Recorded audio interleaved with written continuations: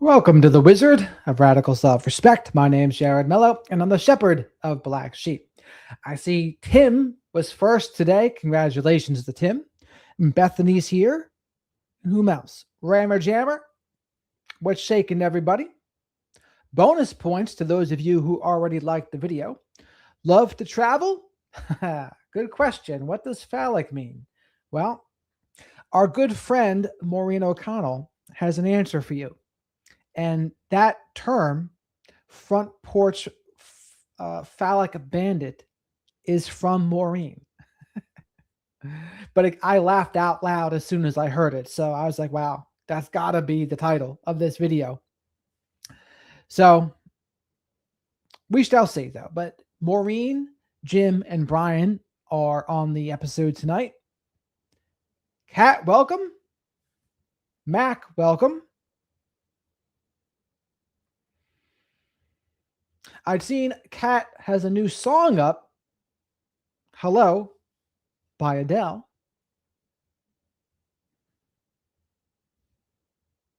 Interesting. Teresa, welcome. How is everyone on this Sunday? Or if you're across the pond like Kat, it is now Monday. He's like, hello. But let's see what Brian Hinton has to say for himself with Maureen.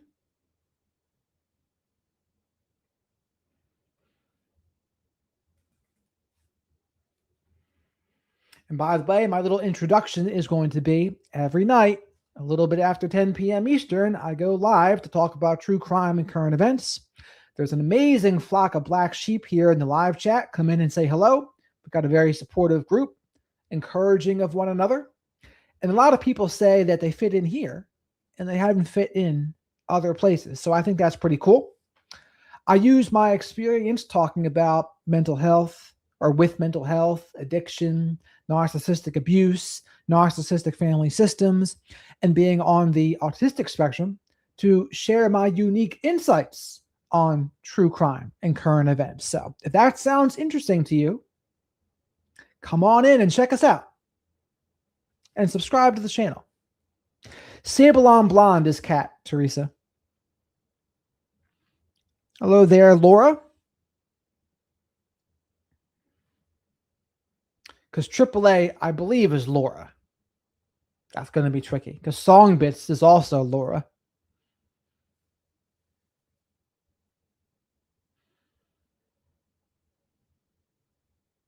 Well, you should like it then, JLK.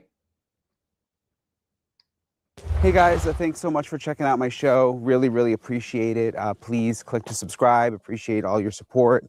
It is now day 36 in the search for Nancy Guthrie. Today is Sunday. I'm actually walking down to Nancy's house right now. They still have those parking rules in effect where we are not allowed to park on the street, but luckily, again, some of the neighbors are super nice and letting us park in their driveway.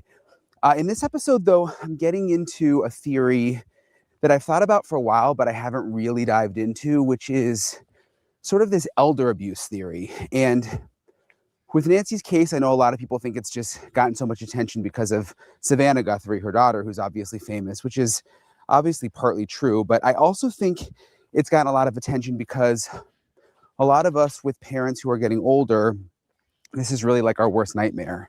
And you think about all the people who come in and out of their homes, whether it be like healthcare workers or helpers. And, it's like a revolving door in some ways, especially as parents get older. And could that have something to do with this case? Could this be a case of elder abuse? Could this be someone who was inside Nancy's home? So what do you think about that, chat? Do you think this might have been a case of elder abuse? And it's someone that Nancy knew, and maybe there was abuse previously? Because clearly what happened was certainly abuse, except worse, right? But do you think this was elder abuse before this too? Press 1 if you think yes. Press 2 if you think no. And again, because people miss the questions all the time. But 1, you think Nancy Guthrie was being abused before this night? Or 2, no, I don't think so. This was just a one-off event. Working in the house in some capacity. How likely is that? Is that something that authorities are looking into? I'm going to dive into it in this episode of Brian Ensign Investigates. I'm joined by Maureen O'Connell and Jim Clemente, both retired FBI special agents and hosts of Best Case, Worst Case, the podcast. It's nice to see you both. Nice to see you. I'm still here in Arizona, outside Nancy's house. And I was thinking today about all of the different theories that we've all discussed. And one thing that keeps popping into my mind is like elder abuse. So when I say elder abuse, what I mean is maybe there was someone else involved prior to this day, because of course the person who abducted her, that's abuse. And of course, killing her, clearly, right? But murder is worse. And it looks like everyone thinks that for the very most part, there was no abuse before. This is just more of a one-off event. Whatever happened, probably a punishment for Savannah Guthrie somehow, punishment/revenge. Most people think that's what it is. So this is Maureen O'Connell. Maureen and Brian, to me, they're always the A team. And this is Jim Clemente. I like a lot of his thoughts as well. Maureen and Jim, I believe, have their own podcast together. Check that out as well. And their podcast name, I always forget it. So if someone can remind me that name, because they've done the disservice of not including their names in the title. If you could look it up by Maureen O'Connell, it'd be so much easier. And when you have older parents, and I think a lot of us can relate to this, there's a lot of people coming in and out of the house, whether it be healthcare workers or people helping clean up or helping, your loved one shower, that kind of thing. Mm-hmm. Jim, do you think that's something we should be considering in this case? Absolutely. I think every single person who had even a tangential relationship to Nancy Guthrie, anybody who worked on the house, on the yard, on the pool, anybody who worked in the house, repairing things, delivering things, even driving her in an Uber or Lyft, all of those people should be looked at, because that could have been the nexus that allowed them to understand that she was living alone and that she was vulnerable. Maureen, you agree? I do agree. And I also think that from what we know about Nancy, she was just such a nice and kind and wonderful woman. And I've got a neighbor here that I just love like a second mom. She too is 84. And ever since this whole thing kicked off, I'm on her like white on rice. And understandable. So again, I agree with both of them, Jim and Maureen, that all of the people involved, there's something to look into. It doesn't mean they're guilty, but until there's a suspect and arrests, who can you cross off the list? I don't really think you can cross anyone off the list. You have to keep it all open until you find proof otherwise. Now, that doesn't mean you condemn them all off the bat, but you got to look into everything, right? Until you find people to actually call a suspect and arrest. I just want her to be 10 times more careful about everything. But the bottom line is they tell everyone anything someone asks them. If someone walked up to her door and said, "Can I come in and use your restroom?" a stranger, she would say yes. I think when you get old, you get one of two ways: either really ornery, like I'm probably going to be, or like Nancy or my neighbor Marcia here. Gonna be. Yeah. I may have a head start on it a little bit. Yeah, it's all right, Jim. And even though, they've made such a point to say that Nancy was cognitively totally with it and she had some physical ailments, but still, like, even with, I think about my grandparents when they were older, they were still cognitively with it, but sometimes they can just fall victim for things more easily. Absolutely. If you look at just what we're having to deal with today in terms of AI sort of takes over. You can create any image, you can take a picture and you can make it into a video saying anything, and it looks very realistic. Those things are going to get better, and they're going to be used to trick people and to make people more vulnerable.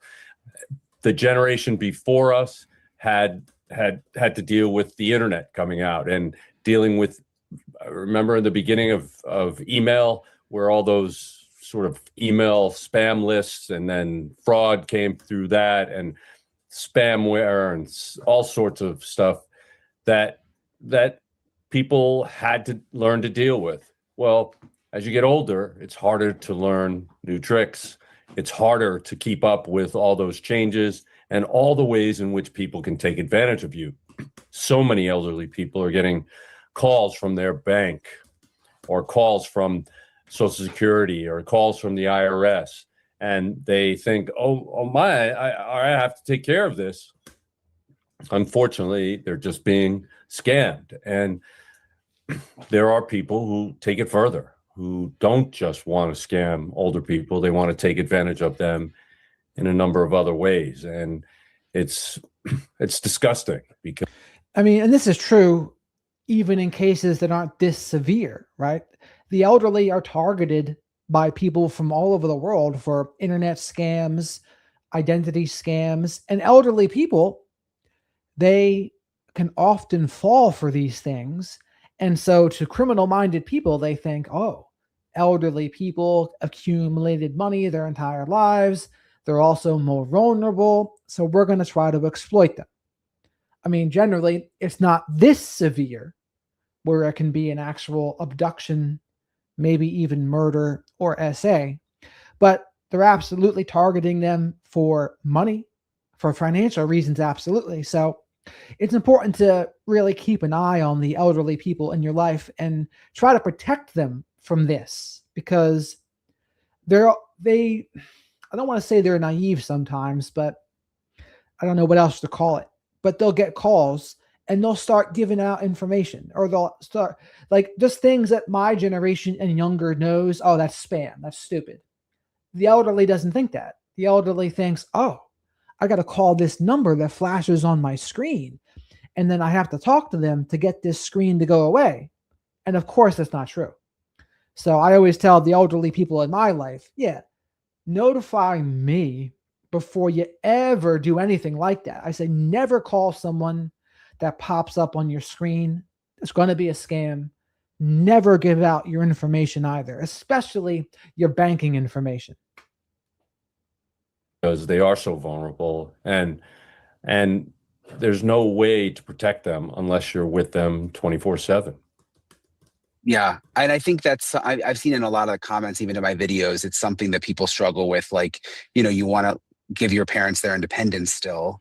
And I'm sure maybe this is what the Guthries are going through too. She probably want to stay in her house. She's 84, but then you probably worry a lot too, as people come and go. Maureen, and the other thing is with like, when you have, and I don't know if Nancy had home health care, but she had mobility issues. It doesn't seem like she was driving because she took the Uber, but you have sometimes different people coming in and out, or someone will call in sick and the agency will send someone different, that kind of thing. Do you think, Maureen, it'll be hard to, will the FBI be able to track like everyone who was in and out of the house? Yep, they will. But before we get there, let's slow down a little bit, because I think the reason she wasn't driving at night is probably because she doesn't drive in the dark. And she's a very independent woman. And that's a great point by Maureen, right? A lot of elderly people don't drive at nighttime. And I was always thinking, though, why didn't they come pick her up? Now, granted, if they're drinking, that could have been the reason why they didn't. And if she's independent, she would probably say something along the lines of, hey, don't let me be a disruption here. I'll just take an Uber. I'm independent. I'm 84. And again, there's different versions of 84. Some 84-year-olds are much more with it than others. I mean, Clint Eastwood was directing movies until he was 94. So it's like some of it depends on who you are. But Maureen makes a good point here too, that, yeah, she probably didn't want to drive at dark. And she still had a car. So she did go places, probably just not at nighttime. Much like Savannah, our father died when I was the same age Savannah was when her dad died. And our mom became the mom and the dad.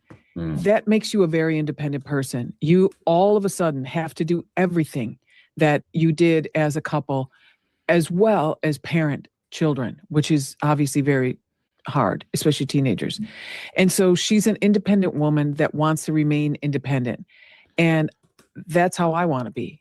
I don't want to go into a home. And my mother said that to her dying day. I do not want to go into any kind of assisted living or anything at all. And she passed away in her sleep, which was a blessing. Very hard for all of us. But so I think Nancy was independent. Obviously, she was very with it. She didn't want to drive at night because a lot of people don't like driving at night, and they don't want to pull into their driveway home alone, come into an empty, dark house. But they're fine during the day. So it could have just been something like that. What were you going to say, Jim? No, just I think she also had hearing issues and Yes. pretty powerful hearing aids which she probably removed at night, which makes her even more vulnerable. Yeah. There was a few people I've talked to out here who are being kind of judgmental, like, why would they let her Uber? Like, who lets their 84-year-old mom Uber? It didn't seem that weird to me. And also, like you were saying, Maureen, you know, if your parent wants to be independent and, you know, has been your parent for, I mean, you can only do so much. I mean, you kind of have to let them do their thing at some point and just hope that everything's going to be okay. And in the TV show she did with Savannah, she had a margarita. And Savannah even said, don't drink the whole thing, Mom, or whatever, because she was tiny. So maybe she likes going over to Annie's house and playing games. And Deb, thank you very much for becoming a member here, Deb. I appreciate you. Let me know what a good time would be for a members only live chat. I'm trying to figure that out. I'm thinking about 8 p.m. Eastern, but definitely let me know. And while you're here, please remember to like the video. And again, as usual, we're going to do a little bit of a contest. The best slogan for getting someone to hit the likes is going to get you a prize. I don't know what it'll be. You might just get my approval as the prize. We'll see. But I liked yesterday's hit the like button.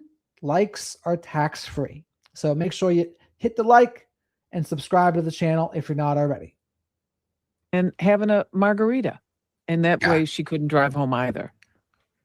What would the motivation be, Jim, for someone who worked in the house to come back this way? Well, the thing is, it doesn't create the motivation. What the motivation was there, and what it did was it gave them the information that they now knew this was an opportunity to take advantage of. So we've discussed this before. There are a number of different potential motivations. Obviously, the first one, and if those letters are authentic, the highest priority one is money, kidnapping.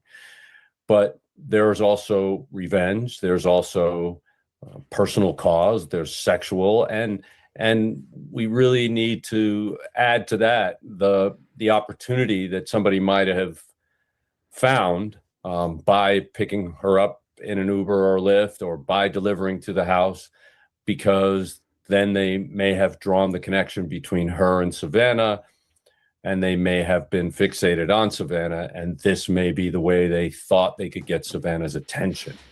And in fact, I believe that's what they did. They got Savannah's attention. They wanted the attention of Savannah and the world, because that's where those letters went, to the media, so they could be shared with the world. And that's like I think I've told you before, that's a very unusual thing in a kidnapping case. So it means that maybe one of the other motives actually was driving this. And I mean, I don't want to get too deep into this because it's just kind of disturbing and gross. But when you say sexual, I mean, when I think of her being an 84-year-old woman, I mean, is that a thing? Are there criminals out there that like that's what they target? Yes, it is. It is true. And usually they're in their 20s, very impulsive. It's not something that appears to be the case in this case. I don't believe that the guy that was at the front door was in his 20s. And I think the guy in the front door was in his 30s or 40s. But how old do you think he was, chat? Do you think he was in his 20s, 30s or 40s, or 50 and above? I think 30s or 40s. And as I spoke about with Mike King from Profiling Evil, there are people out there like Danny Troyer. They do specialize in, or I shouldn't say specialize, but they target the elderly for SA. It is a thing. It's not the most common thing, but it is a thing. And I would like to think that isn't what happened here. I don't have any evidence to suggest that was what happened. I think the motive was more to simply get rid of Nancy. That's what I think. But it's also good to remember those kinds of things can happen too.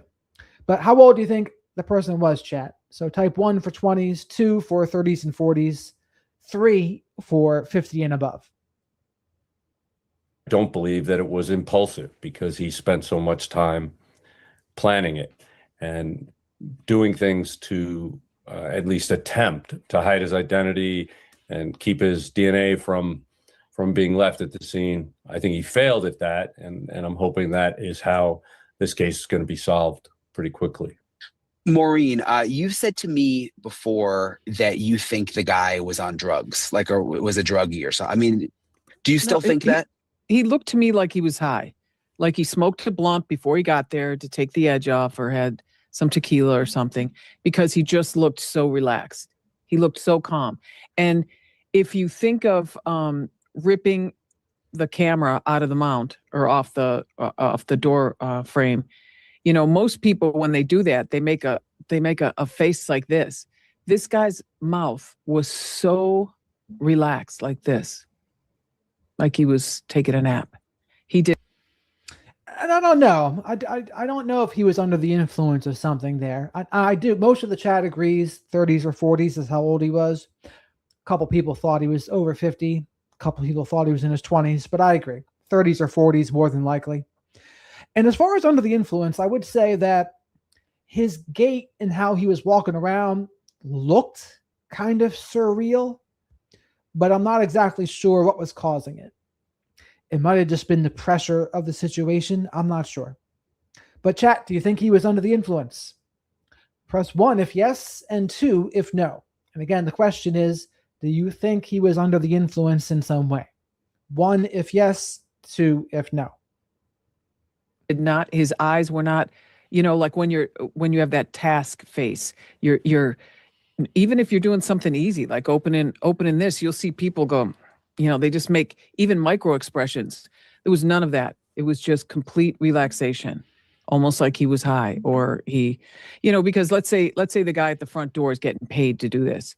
He may not want to do it, but he wants the money. So he's like, all right, I'll do it, but I'm just going to smoke some weed and calm myself down a little bit before I get up in there. If he was high, though, do you think he would have made more mistakes? Well, I think it explains the stupid foliage move. Yeah. I mean, it's like, oh, I got a good idea, you know, let's try this. Do you agree, Jim? Yeah, I think that's a reasonable assessment. Generally, I would think that somebody in that position should be experiencing a fairly high level of stress. And that didn't seem to be exhibited at that time. Yeah, he just looked sort of like, you're right. I mean, you're not. So it looks like the majority of people think that he was under the influence of something. I would say what maybe they're not accounting for, Maureen and Jim here, is if you're a psychopath, and let's face it, there's a possibility that someone that agrees to do this is a psychopath. And that possibility is not a 0. It's certainly not a non-zero number, right? It's 30% chance maybe. And when you're a psychopath, you don't really have a lot of those fear responses that normal people will. You have impaired empathy, and you're just not going to be exactly the same. So I can understand why some people say he can be under the influence, but I also think there's a possibility he can just be a psychopathic person. And so he's not even feeling the normal emotions that a normal person would feel. I don't think we can rule that out. The first person who said that, Maureen. I've heard from some I of the. think I was the first person, Brian. Actually. I'm sorry. I actually meant to say you're not the only person who said that. Yeah, okay, there's some people in the neighborhood that I've talked to that I don't know where they come up with this theory, but they're like, they think that it's someone from this neighborhood who's like someone's adult kid, like that gets, I guess there's like people who live with their parents around here and get high all the time and are walking around the neighborhood. And that's kind of a theory that I've heard a couple times. Well, it wouldn't be the first time a local adult child did something like this. but committed a burglary or a robbery or something like that. But actually taking an 84-year-old out of the house takes this to a level that is just in a different world. Yeah, and I would think say. the gun as well adds a level of seriousness that just doesn't seem like, a neighborhood kid fooling around. Yeah, makes sense. But Jim, what do you think where about he wore the gun? Yeah, that's what I was going to ask you. What do you think about that? The phallic nature of that? Well, I mean, maybe he thought he was. And in case you thought I was fibbing, you're going to hear Maureen drop it in a minute. A tough guy by doing it. I don't know. But the fact is that it is the most ridiculous place for it to be, unless he planned on it scaring someone to the point where he wouldn't have to, use any kind of force. And it's right there. It's obvious. And therefore, maybe he could keep his hands free and still threaten the person.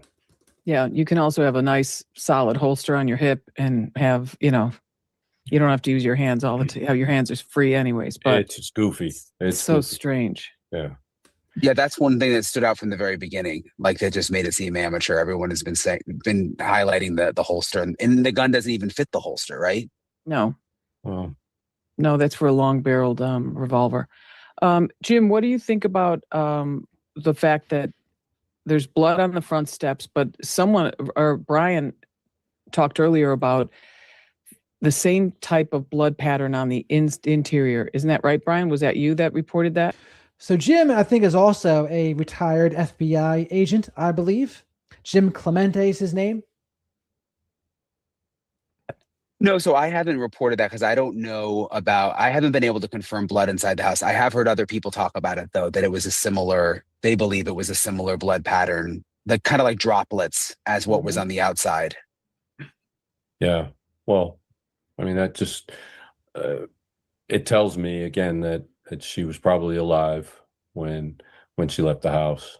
And if you saw a dragging pattern, smear patterns on the floor, that would be another issue. But that's just not what we haven't heard anything about that. But this blood spatter pattern that appears to be from. So Jim Clemente is a retired FBI supervisory special agent and profiler, 1987 to 2009. He works in the BAU. He worked in the FBI's behavioral analysis unit. Oh, we got a super chat here too. Thank you very much for this, Michelle. I appreciate your support. Tell everyone the like button feels left out of the group and tap it to make it feel like part of the Black Sheep family. I love that, Michelle. That is a great one. So yes, make sure the like button does not feel lonely tonight and feels part of the family. I love it. Thank you, Michelle. Droplets, that tells me somebody was walking and bleeding, not mortally wounded. What do you both make of, and this just came out yesterday, and I actually talked to the neighbors, that the FBI has been going to their houses and asking them about an internet disruption. Did you experience internet disruption around the same time that Nancy went missing? So like around 2 a.m. February 1st. And there's actually some neighbors that live Nothing important. Good riddance. behind Nancy's house who told me that the FBI came to their house and they were showing them that their 2 Ring cameras on the back side of the house, which are closest to Nancy's, actually became disabled at that time, which they said is unusual. And the ones in the front still worked, but the ones in the back didn't. And there's been sort of, what were you saying, Maureen? And the cables were not cut from your reporting, from what I saw, correct? And those cables, I think, were going up to like a solar panel on the roof just to keep it powered, but it's still a Wi-Fi device. You know what I mean? It's connected through Wi-Fi to transmit the video. And in the video of the suspect in the front, in the picture, you can see a little antenna sticking out, and some have thought, is that some kind of like signal interference device? Do you think that's a possibility? Sure, it's a possibility. I would say you could go get one at Best Buy or maybe even Walmart.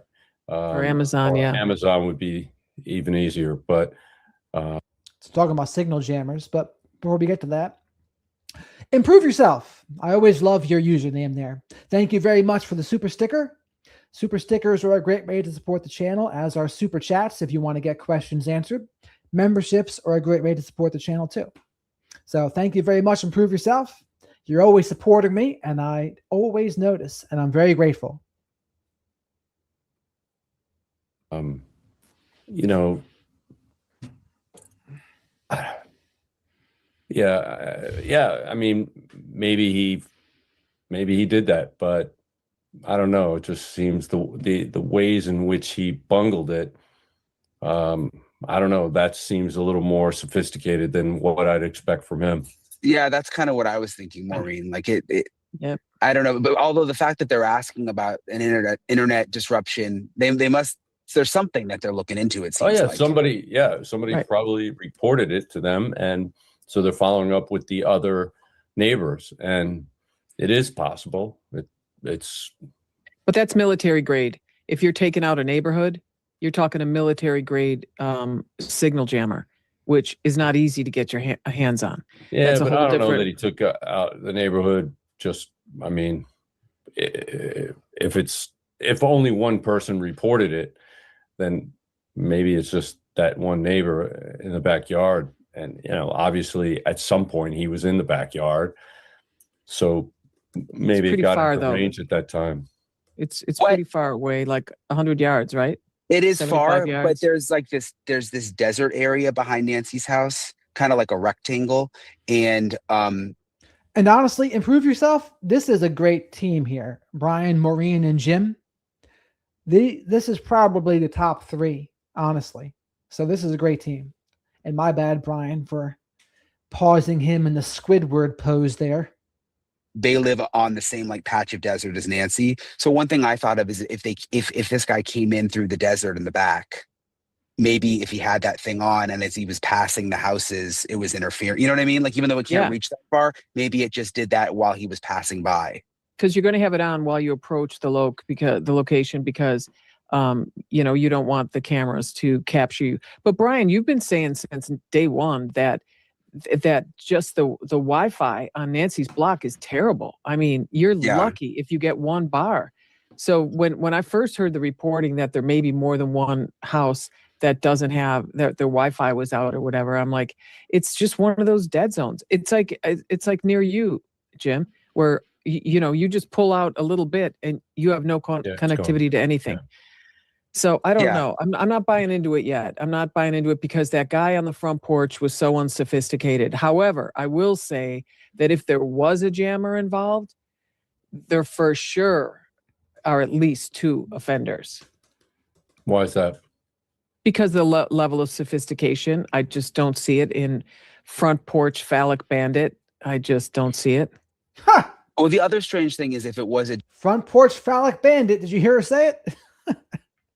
But I also agree with her that it could just have been a dead zone. I think that could also very easily be the case as well. It's just a dead zone. jammer, then why did Nancy's camera in the front still record those images? Although I don't know, they like turn it off. It's weird. The thing is, it's a strange situation. And also the other thing is the neighbors whose cameras went out on the back, and I've kind of gotten to know them. They're nice people. I believe them. They're trustworthy. They were telling me at the same time that those cameras went out, which they didn't realize they went out until later when they went back and looked at the log. But at that same time, around 2 a.m., their dog woke them up, which is very unusual. Like, when you have a dog, Dog woke him up. Got to hear that story. Deb, thank you very much for the super chat here. Question. 41 minutes seems like such a long time for Perp to be there. I'm curious, Jared, what you thought about that. What do you think caused 41 minutes?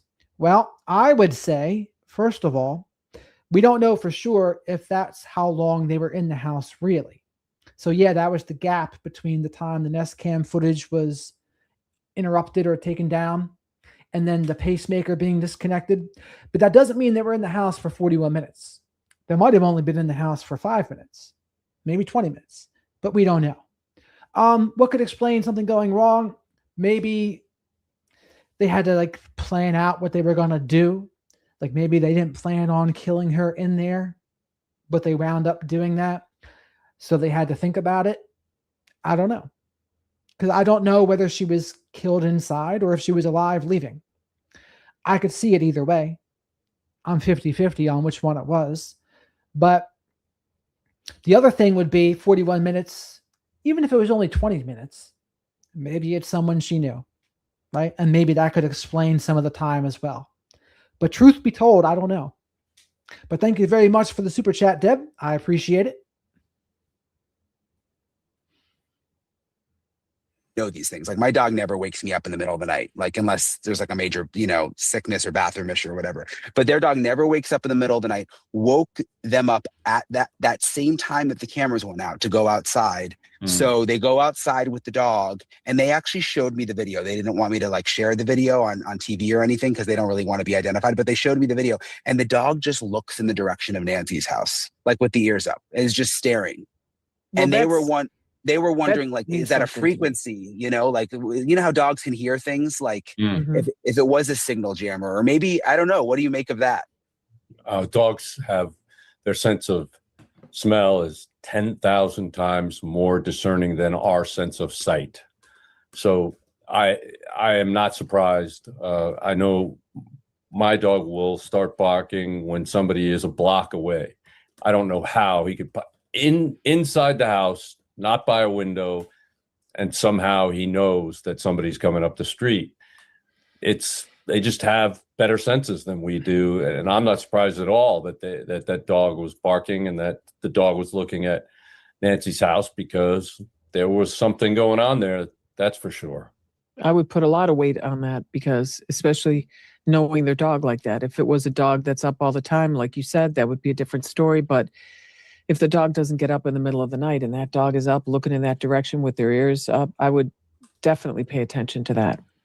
Yeah, and it's so, you live in the desert, Jim. It's so quiet out here, especially like at 2 a.m., I'm sure. People drive by now because like everybody's coming to look at Nancy Guthrie's house and they leave flowers. But normally, such a quiet neighborhood. And I would just imagine that, I don't know, maybe the dogs smell things. They probably can sense anything that's unusual, because it's normally, there's not much going on, Yeah, they can smell and they can hear better than we can. And I think, it's just unfortunate that it didn't raise an alarm to the level that somebody called 911. Right. Which I get why. That wouldn't probably make me call 911, but looking. So they're saying that a dog was barking in the middle of the night, something that woke them up, but 911 wasn't called. I hadn't heard much about that, but that could have changed the whole course of events here, honestly, if they did. Back, looking at the video of the dog just staring, it was really kind of weird that was right around the same time that their cameras went out and that Nancy disappeared, What time was that the dog did that? It was around 2 a.m. Yeah. Right there. Yeah. Wow. So I had never heard that yet. Can you believe that? So there's a dog barking 2 a.m. right around the time some of these signals got jammed or there was a dead zone. Very interesting indeed. Wow. Yeah. So if it's not a jammer, do you think it could be a walkie-talkie? And if so, what does that say about the level of sophistication of this person? Well, it could be either. A jammer and a walkie-talkie on the outside probably look almost exactly the same. There's certainly iterations of it that look exactly the same. It could also have been a police scanner for him to monitor whether or not there's any police activity in the neighborhood, whether the police were getting called, whether he tripped a silent alarm. All those kinds of things could have happened. And that might be something that he picked up from, watching a crime show on TV or something. But it doesn't, in my mind, it doesn't add to his level of criminal and forensic sophistication because of the gaping holes in his plan. The grabbing that bunch of brush to try to cover the camera. It was such an amateur move. It really undid all of his preparation and planning, because it just showed that he had no idea what to do with a camera. And that part's interesting, especially if you think the Nest Cam footage was from 2 separate days. So they were there before, if you believe it was from 2 separate days. And that was still what they thought to do, to use the foliage. That part's interesting. And that's where I refer back to the AI video that talked about calculated incompetence. Could that have been a thing here? I'm not ruling that out, honestly. Someone that they want to make it seem like they're very incompetent, and if that's what their goal was, that was the chess move. It got Jim to think so. So maybe it is. I don't know. I'm certain he could have found out, with a tiny little bit of research, he could have found out how to address that issue, but he didn't do that. And so it just tells me that he was focused on something else. And there's no question that raised the chances of him getting caught dramatically. And I think the walkie-talkie thing also, if it was in fact a walkie-talkie, I think that's indicative of there being more than one person, and probably the driver of the vehicle had a walkie-talkie as well. They've got a lot of really good ones on the market, and they work for a pretty good distance. And with that full moon, I could see them coming down the street, maybe without even their headlights on, and then turning into Nancy's driveway. And he could have just said, "Hey, I'm going to click 3 times when I need you to come in the back door or whatever, and we're going to carry her out the front," or something. But the walkie-talkie tells me he was probably not. That's just what it telegraphs to me, and I could be wrong. Yeah, if it's a walkie-talkie, Right. You would only use that if you wanted to talk to somebody else. If it's a police scanner, he could be an individual. If it's some kind of jammer, he could be an individual. Right. To me, there's just simply no. It's not that I'd rule out a second person or more people. It's that I don't see any evidence of it, and until there is actual evidence of it, it's just speculation because we just don't know what it was in his pocket. And again, I can understand why he says that, but I have a feeling that it is more than one person. A lot of it because I think you'd probably need 2 people to carry out Nancy, especially if she's dead weight at the time. And yeah, people can carry 150 pounds, but dead weight 150 pounds is more than you think, honestly. So I think it for that reason. If there's a walkie-talkie, I think it's for that reason as well. But like Jim says, there's no clear evidence one way or the other. But I do think multiple people. So if you think multiple people, press 1 for yes. Not multiple people, press 2 for no. So 1, you think multiple people. 2, you think no. It was just one person who took Nancy. And we just don't know what the situation was with the vehicle. Jim, when I think of the evidence of her walking out of there, I doubt that she walked out because there were no voids there was so the blood, let's say the pattern of the blood is concentrated here, but the sphere is this big, it's around. You would have a void here from one foot or from another foot or from something. There don't appear to be any voids, which is another reason why that mat out in front would have been so important to take for 27 reasons. But there didn't appear to be any voids. So for me, it was in my mind, she's wrapped up in something and they're carrying her out. And that's when that's why I think I agree with that by Maureen. I think they easily could have wrapped her up in something and carried her out. And looking at the poll here, it looks like there's about 4 or 5 people that think it's just one person, but most people think it was more than one person. The shape of the blood droplets, they're all round, and the sphere is intact. Yeah, well, I mean, that means it went straight down. It wasn't moving at speed. And I don't know. I think if she was wrapped up, that you wouldn't see that. I mean, if she was wrapped up and she's still spattering blood, then she wasn't wrapped up well. Right. My thought was she was wrapped up a little bit like a burrito. And when they got to the front door, They had to back up to open that big, huge oak door. Then they had to open the gate door, the wrought iron one. And then as they're trying to get down, maybe her head just turned, and that's when the blood happened. I don't know. I'm there. I've walked through it a million different ways, and this is what we call, Brian. This is what I call dropping the dominoes. When Jim says something or. So as I update the count, looks like about 10 or more people think it was just one person. So more than I thought. A group of any investigators will say, well, how could this have happened this way? How about that way? And this is just how we work. We just walk through it and challenge each other all the time. Yeah. I mean, she was a small woman, and she may have put up a fight, which is how she got injured, which is why there's blood. But I don't think that guy that came to the front door would have any problem carrying her out alone. She did weigh 150 pounds. Yeah, but that's not light. I mean, but I think also she could have, the altercation, quote unquote, could have happened if she obviously had her hearing aids out and they were giving her commands and she couldn't respond because she didn't know what they were saying, Right. Maybe she couldn't hear well. Yeah, I've thought about that too. Yeah. So sad. Yeah, it is. I mean, and it could also have been So Bella, the surgical nurse of the chat, said that she didn't think it was a cough because then there had been phlegm in the blood there too, and saliva. People thought that it was more of a nosebleed. And that is what I think. I agree with too. I'm not ruling out a cut, not completely ruling out a cough, but I do agree there would have been saliva with the blood as well, if it was a cough. blitz attack while she was sleeping. So, right.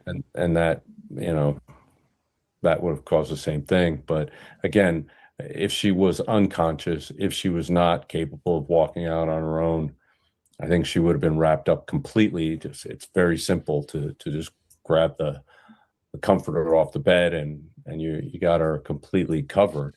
But I don't think that happened. I think she was threatened with that weapon, and although she resisted at some point, that weapon overcame that resistance, and she was walked out. But that's my assessment. But that doesn't make it right. Where do you both think things go from here? I mean, we're now 30 plus days. The fact that they're talking to the neighbors again, I don't really know what that means. I mean, is that a good sign? Are they just back at the beginning again with nothing? Like, what's your sense? Listen, there have been, I know, Maureen, you've experienced this as well as I during investigations. Many, many times the offender has been talked to earlier. I don't know if there was a spray pattern. They said there's a blood spatter and more droplets, but I got to look to see if there was a spray pattern. I don't remember there being a spray in the investigation, but they just didn't have enough information, enough probable cause, enough to point in that person's direction. But later on, as you go through this, a good detective work is rehashing everything, going through everything over and over again until you get the right answers. But in this case, I believe they're also probably developing forensic genetic genealogy suspects and following people and hopefully confirming DNA from those people. And I think they're also definitely doing as much electronic analysis as possible. I mean, cell phones and door cams and traffic cams and license plate readers, and there will be literally thousands and thousands of records to go through. So it takes time. But it's so daunting. It's not a cold case until they've done all of that. And gotten nowhere. So let's hope that in the process of doing all that, that they actually are able to solve this case. And let's say Jim and I were working this was our case and we were working it, and we had a feeling about one person. We're not just going to go to that one person's house. We're going to figure out a way to go to 30 people's houses so we don't, raise any red flags or raise suspicions or whatever. And we'll talk to all those 30 people. We'll talk to all their neighbors and their relatives and their coworkers. It's a lot of work, but It is. you do it because you don't want to let one person know. I'm sure they have talked to people, and we have said this a number of times in the behavioral analysis unit when we're working serial killer cases. When cops come to us after years of not being able to do anything, the case just is cold and they haven't moved forward at all, we say, go back and talk to the first 20 people that you spoke to. The guy's probably one of them. And so they do. And sometimes, like in the Green River Killer case. So after this video is over, we'll go back to the Porch video that Brian's assistant took. I really don't think it was a splatter or a spray. It looked a lot more like droplets to me. Sometimes that guy, presented as meek and absolutely not, somebody they thought would be killing dozens of women. But when they talked to him again, one of the detectives got a bad feeling about it, and then they went out and talked to street workers, and they all said this guy was extremely violent. This guy was horrible, and that's when he rose to the top of the list. And of course, by that time, the DNA had the ability to develop DNA on clothing, for example, on victims' clothing, had literally reached a new level. So we had them resubmit the best, the most well-preserved clothing from victims, and sure enough, they got a hit to that guy. So Wow. that's how it was solved. That's awesome. And it's also not uncommon to see handwritten notes in an old file that says, I think so-and-so is good for it, but we just haven't been able to develop the probable cause.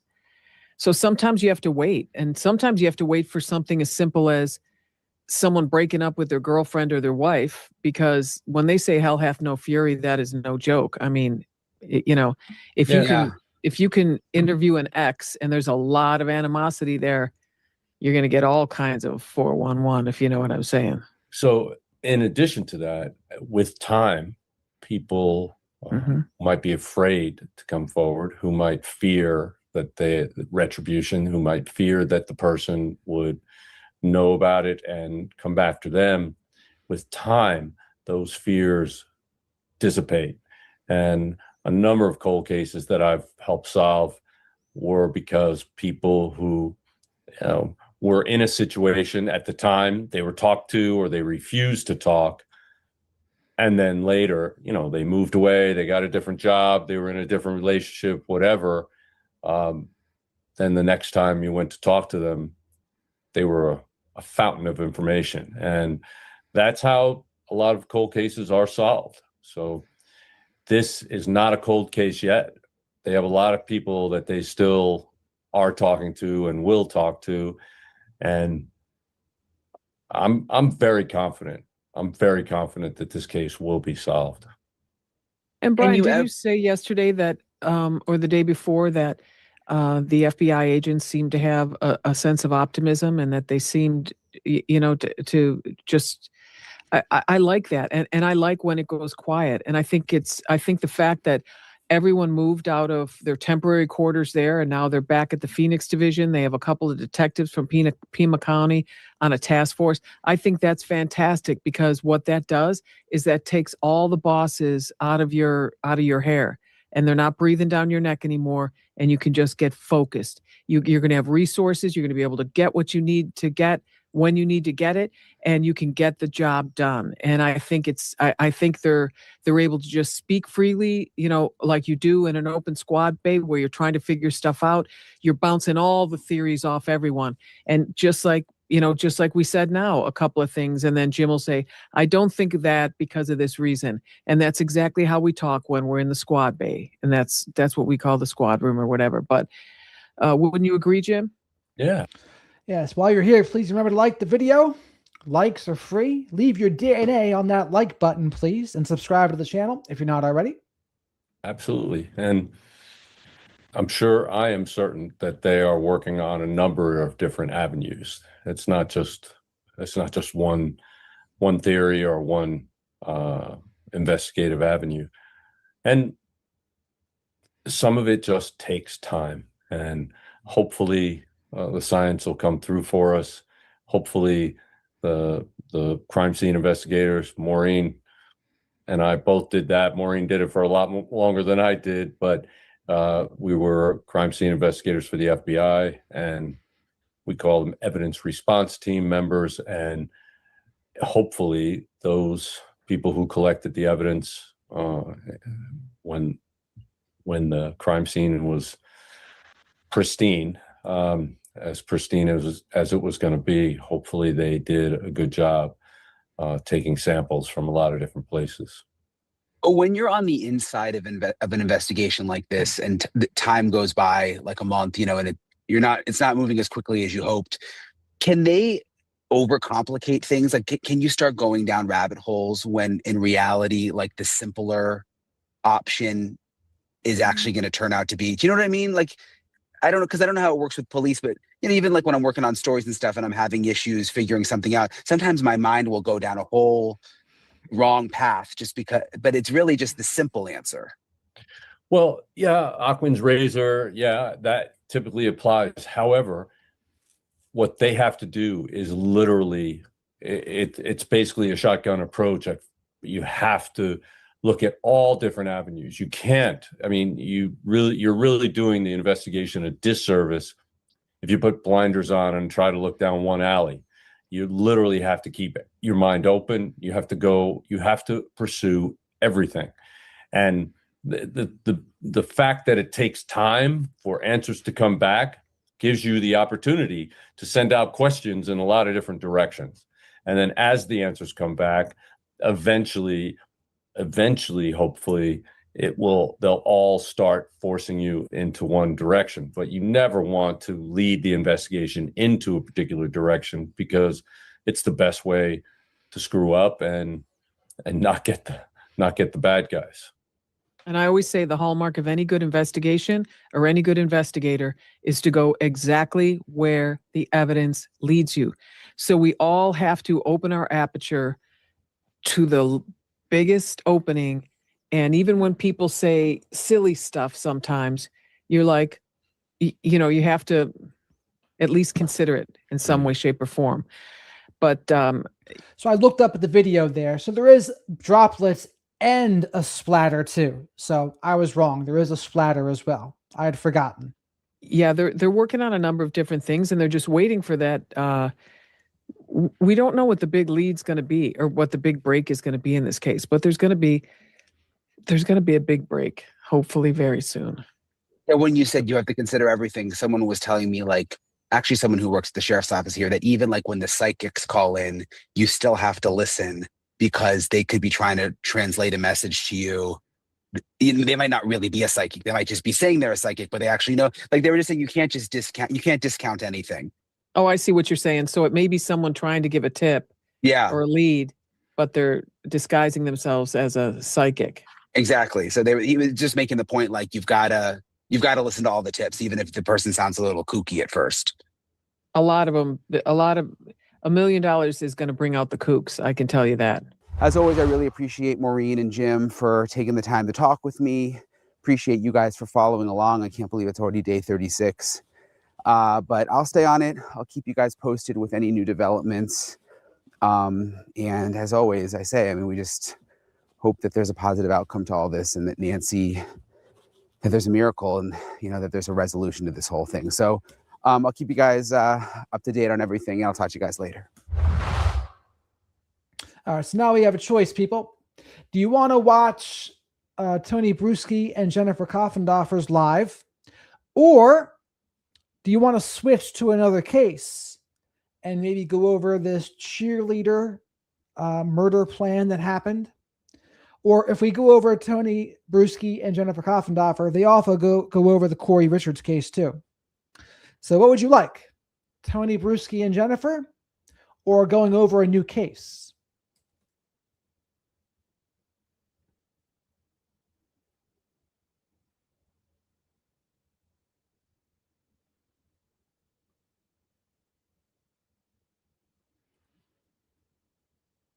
Hello there, Christy.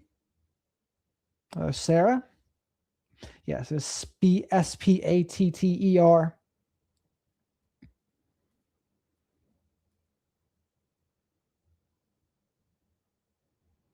I did not say Richards. I said Richins.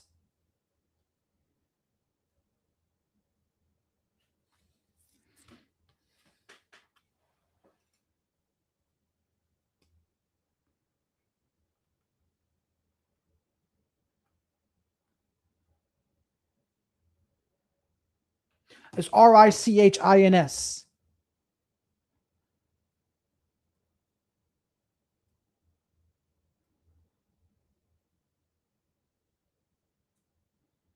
Let's see.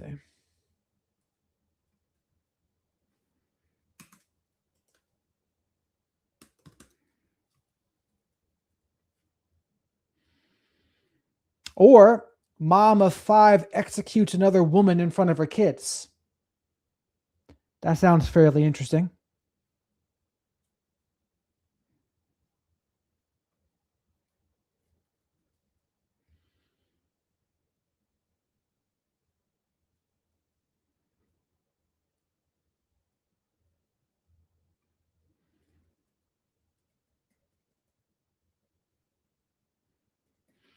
So we can do 50-50. We can do a little bit of Tony Bruschi and then going to the mother of 5 executes a woman case. That sounds pretty wild to me. Know what, Victoria and Azul?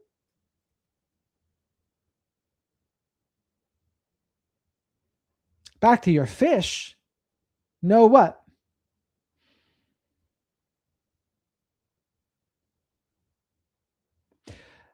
Leslie, they are Maureen and Jim Clemente. They're both pretty good. So we'll go to that next, but we'll go watch the rest of Jen and Tony.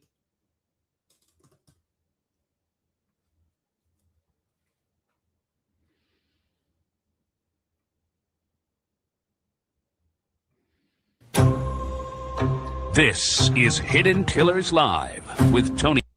That this case is the polar opposite of cold, and what do you know? Jennifer Koffendorfer is joining myself and Robin Dreek, retired FBI special agent. We got 2 FBI special agents retired with us today to break this down from both different worlds of the FBI. Jen, I want to start with what you're talking about here, where you're saying it's the opposite of a cold case here. This thing is red hot, I believe is what you said.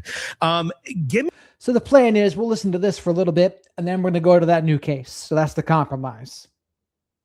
Me some insight here, because I mean, to a lot of us on the outside looking at this, we're going, is it red hot? I mean, what tell me what you mean. What's going on here? This is what I mean. I think it's important to first understand the definition of a cold case. A cold case is leads that have absolutely no end. They've already been run to ground. There's nothing new coming in. There's nothing for investigators to do anymore because everything we know about is done. So it's a rotten, dead, cold, yucky end. It's put on a shelf until another unit can come along and maybe take a look at it as a cold case. So it's just stacking up there, gaining dust with the rest of cases that are considered cold. This is the opposite of this. Investigators are drinking from a fire hose. There's 30,000 leads that they're still trying to sift through. There's all that footage of the vehicles, which I think is one of the number one things they need to be looking at. And that's not going to be investigators. That's going to be Nate. Thank you for becoming a member, Nate. Let me know what times you would be available for a members only live chat. I'm thinking 8 p.m. Eastern, but let me know. Thank you for joining. Also, while you're here, please remember to like the video, leave your DNA on that like button, and come say hello to the flock of black sheep in the live chat here, and subscribe to the channel if you're not already. analyst behind the scenes. In other words, that 2:28 time mark, moving probably 15, 20 minutes outside of that. I want to see all that video footage from Circle K's, businesses, residences, street cams, all of that. They've got the DNA they're still trying to make sense of. They have now it was so funny. I just mentioned they also need to recanvass, and then they went out and recanvassed, because it just seems to me they didn't do how you do a canvas right. And how you do a canvas right is you meet with fellow investigators, you write up a list of literally about 30 questions, exhaustive questions, and everyone asks the same questions. And you spend an inordinate amount of time in with those individuals to get answers. I don't think that was done. I think they're redoing it. And then, of course, now we know they're asking about, did you have any Wi-Fi signal issues? Well, that should have been asked day one, because the possibility of them using jammers in a case like this is possible. Although I still don't think they did. And if they did, they were lousy ones. Is there a threshold here, a specific type of lead or convergence of information where investigators genuinely feel the walls are closing in on a suspect versus a kind of optimism that comes from just, still having open leads in a situation like this? Yeah, I think you definitely ask just the right question. There are two different kinds of leads. And one is your more general lead. You got to run these down, but you don't know that it's going to lead anywhere. The other one is one that you think you might already know the solution. I actually heard the best analogy from Greg McCrary. I'm going to tell you what it is. It's the difference between having a puzzle. When you get the puzzle in the box, you have all the pieces, and you look on the front and that tells you the end. These guys are working on a puzzle that they don't have the picture to draw from. They've got all these pieces and they keep trying and pushing, and then they throw that one out because it doesn't match. So to your point, where are we at? Are they more just trying and, it's trial and error, and they don't really have the picture on the front of the box? I'm going to say I think they have a partial picture. Yeah, and Jen, so out of these 30,000 leads that are coming in, it's voluminous, and yeah, it's red hot, because I think it's like in a forge in a fire. They're getting closer to what they really want to focus on, because they've got a lot of filters in place. What do you think they're using right now as their main filters to kind of filter out the chaff? I know we got to cover every single lead, but what do you think they're using as their main focus of energy for those filters? I love this question. So first of all, I think number one, to triage, you have to remove all those leads that are really hypothesis. You wouldn't believe how many calls I've gotten just last week. Unfortunately, people have found my number, and they found my email, and they're inundating me. I feel like a mini version of what the FBI is going through. It's unbelievable, but there's a big difference between hypothesis and facts. So to me, what they're getting rid of is they just need to go down to who has specific information like this. I think I recognize Porch guy, and I think he could be X. And I think that because of blah, blah, blah, and let them run that down. That's an important lead. Or a neighbor says, I think I saw a blue car 2 weeks ago that doesn't belong in the neighborhood, or how about that white van, whatever it might be. Those are what they're getting to, people that actually have direct knowledge of that neighborhood and of that Porch guy. On the vehicle thing, because the vehicle thing has been really something that I've been pondering for a long time. I mean, it's the middle of the night. There's not a lot of traffic going on out there to begin with. So to me, I would think, okay, there are cameras all over the place. To see a handful of vehicles in the general vicinity, this vehicle had to have shown up on people's cameras. We just have to identify which one it is. Why is it that, are they having difficulty doing this? Or is it one of these situations where, yeah, there's a lot of camera identification out there where you can kind of tell a make of a vehicle, but maybe not down to the plate level, where it's getting hard to identify exactly who owns X vehicle? What's going on there? Because that seems to me like it could be a gold mine of information. And it's not like 5 o'clock on a Friday where you're trying to decipher the traffic pattern. There's nobody out at that time. It's pretty dead. Why is it seemingly so difficult right now to really hone in on a vehicle of interest in this case? I think the biggest problem has been this light pollution ordinance. I don't know how far that ordinance. I don't think the light pollution ordinance helped, but that's the big thing I'd also be looking for, right? What was the vehicle? That's how they caught Michael McKee. They found his vehicle. But with this case, there's been no vehicle. And again, it doesn't help either if there was an outage for the Nest and Porch cams and Ring cams from the other houses. So we have no idea what was going on that time of day. But we have no leads on what their vehicle was. Absolutely zero as far as I know. It's spread. I've shared with you before. Yeah. Westlake, Texas, take a look at it. That's where I lived, and absolute pitch black. Not allowed floodlights. You're not allowed any lights. So even if a Ring camera or a Nest picks it up, unless they have some ambient source of light. And by the way, we do know this was a full moon. So I agree with you, Tony. There is enough, because even in these areas, it's like a flashlight that comes down. The moon does. So I agree with you. What is the problem? I think it's a problem with making out plates and running those vehicles down, even making out the vehicle to get down to make and model. We know that, at Quantico in Virginia, there's literally a unit that does that. That's all they do. They know everything about cars. Oh, actually, we saw that in the Brian Koberger case, right? That special agent came forward about the vehicle. He ended up not being broad enough, and then later had to go back and make it a little broader. But nevertheless, that's what they do. And apparently they still can't get anything.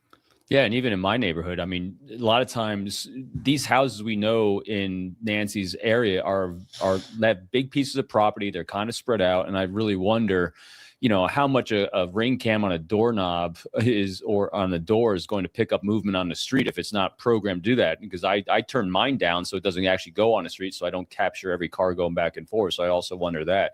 I'm curious also, whether we're talking about cars, or I was really hopeful on Walmart coming through with something too, which we haven't really heard about. Do you think they're hitting any dead ends right now, and any of the leads or any of the possibilities that we earlier thought about and are not really panning out? Yeah, great question, because the Walmart bag exclusively made at Walmart and exclusively sold at Walmart, except for possible resale possibilities. That bag, Nanos on the 2nd told NBC, listen, we're looking at third-party vendors possibly. Well, if it's a Goodwill, I could buy that, a thrift shop. I'm not buying that eBay, Pinterest, Mercari. For those of you, and you guys probably don't shop on there, but those are places that you look for Lululemon and Athleta and expensive brand names where you could get something that's $300 for $100. And the people selling those, they need to make money.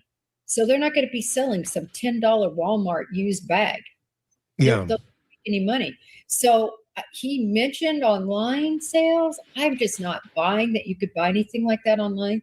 But the idea of a third party maybe being a thrift store, I could see that. So it seems like Walmart is not coming through, Drake. That's what I determined from that. Yeah. I think it'd be tough. It's going to be tough to find who bought that backpack from a Walmart, because what's the time frame you're talking about here? How long has that backpack been for sale? Years? Months? How many locations? Are there thrift stores? Is it being resold on Amazon? How clever is the perpetrator? Because if you're a perpetrator that's clever, you probably want to buy it like from Amazon or some other secondhand location, right? If you even think to plan that far in advance. But I don't know. I don't have too much hope for it. But do you guys have hope for the backpack? Press 1 if yes, and 2 if not so much, like me. That's interesting, because it's one of those things that Nanos has said that makes me go, is he just randomly saying things out loud that are coming to his head? I think we've all ran it through our mind of like, well, could they have possibly bought this somewhere other than Walmart, like a thrift store? Maybe, sure. I mean, the odds are more likely Walmart. It looks like it's a $10 bag to begin with. So not that high of a ticket item, not something that's still going to be resold. Usually if that's used, it's gone, it's done. So is that a possibility? Sure. I mean, Nanos has said so many damn things in the course of this case to people that have interviewed him. And it seems that a lot of people will take what he says and then put a lot of weight on those words. Is this one of those moments where we're putting too much weight on his words and his words really don't have anything to back up what's coming out? It's just, well, maybe it's another place. Maybe it was a thrift store. Maybe it was there's really nothing backing it other than maybe Walmart hasn't come through yet saying, yeah, here's a guy with the receipts. Yeah, that has been a big problem. But nevertheless, I look at it this way, Tony. Who knows the most about this case that is talking? Yeah. Now, there's no one else. Anybody else talking, any talking heads that are talking are using their experience plus what is known to make some extrapolations and some hypotheses. But then the photographic evidence, we can look and see a lot of different things in these photos. So that's actually good. So a lot of people seem to think that it's not going to be much good, like me. It's going to be tough to find something with this backpack. There's just so many options. I think there's got to be better ways. Finding the vehicle, the DNA in the house, the tower dump, all three of those I have more hopes for. But other than that, Nanos knows more than anyone that's talking. And so I think we have to at least listen. Or does he? I mean, maybe he's just as clueless as everybody else. I mean, that's kind of what it feels like. I mean, he has to have some more knowledge, but does that knowledge actually equate into information that's going to be valuable in finding Nancy? Or is it just, the plethora of information that's coming in from so many different directions? Since we're talking about vehicles, something that keeps getting brought up and thrown out into the ether, so I thought, well, let's address this. Annie Guthrie's vehicle returned to her family this week after being held as evidence. Let's talk about that for a moment. I think I might have heard this, but we didn't emphasize it. So for those who didn't hear that, Annie Guthrie's vehicle returned finally this week. What do you think about that, chat? Do you think that's meaningful? Experience when investigators return retained property to people close to the victim. What does that decision signal about where those individuals stand in an investigation? And obviously, yes, they have already been cleared by Nanos. Right. He says they were cleared. He said that a long time ago. He intimated that even before he gave out the written statement. Yep. Why did he even do that? I think it was because just like in the Idaho 4 case, you had people being terrorized. Yeah. Terrorized online. You have Lisa Mitchell. Thank you very much for becoming a member. Let me know what times would work for you for a members only live chat. I'm thinking 8 p.m. Eastern, but let me know. And thanks for becoming a member. Everyone else, please leave your DNA on that like button. It's tax-free. And subscribe to the channel if you're not already. And come say hello to the flock of black sheep in the live chat here. Threats coming in, you're trying to keep these people safe as they're going through the worst hardship of their lives. And I think that's why he came out. I don't think it was an emotional come out. Some people say, oh, he was being emotional. Well, I have to say it wasn't written like an FBI agent would write it. But nevertheless, them following up with letting the car loose, which I called them, and they were great. They let me go right through to the PIO office. I was able to talk to them, and they said, we're releasing it. And that was a couple of days ago. And so, because they should, they need to. And the interesting thing with the cars, people kept bringing it up and kept saying, the son-in-law, which fits no pattern of son-in-law's behavior whatsoever from the very get-go. And granted, you got to eliminate these people in the inner circle first, because when you're looking at the research and the probabilities, that's where it starts, and then you eliminate and keep moving on. But the interesting thing about the car that people weren't really considering, they looked at it, they have the car because they're a suspect. Not necessarily. If DNA is still the main thing they're hoping for on this one, especially since we have mixed DNA in the house, where are they going to get a lot of DNA from? her car. So you maintain the possession of that car to get all the DNA you possibly can, so that there's anyone associated with anyone related to the family, that you can eliminate them from the DNA in the house. And so for me, it wasn't holding on to the car because they're suspecting someone in the family. They're holding on to the cars and get as much DNA out of that car so they can eliminate other DNA found in that house as being related in some way. They're looking for things that are standing out from that arc. And I think because Nancy spent so much time with the daughter and with the son-in-law, they had to make sure they eliminated DNA from the possible suspects and, make that other filter they need. Just a thought. What do you think about it? No, Robin, I love that. And then I'm going to pony on to that also, is we don't know, and investigators have to figure out whether she was followed from Annie's house or whether they were laying in wait for her. And there's tracking devices, GPS, slap-ons and things. And that's something that we haven't heard much about. But do you think that when Nancy was returned home, that they were followed? Were they followed from Annie's house? I don't know. Or was there that gap? Was there a gap between the time something happened and then? I really don't know. I mean, but chat, do you think they were followed from Annie's house to there? Can be done. I did it to my son. It's work, not only in the Bureau, right? The trackers, but it's easy. Whoop, it's there. Yeah. And there's a lot. Yeah.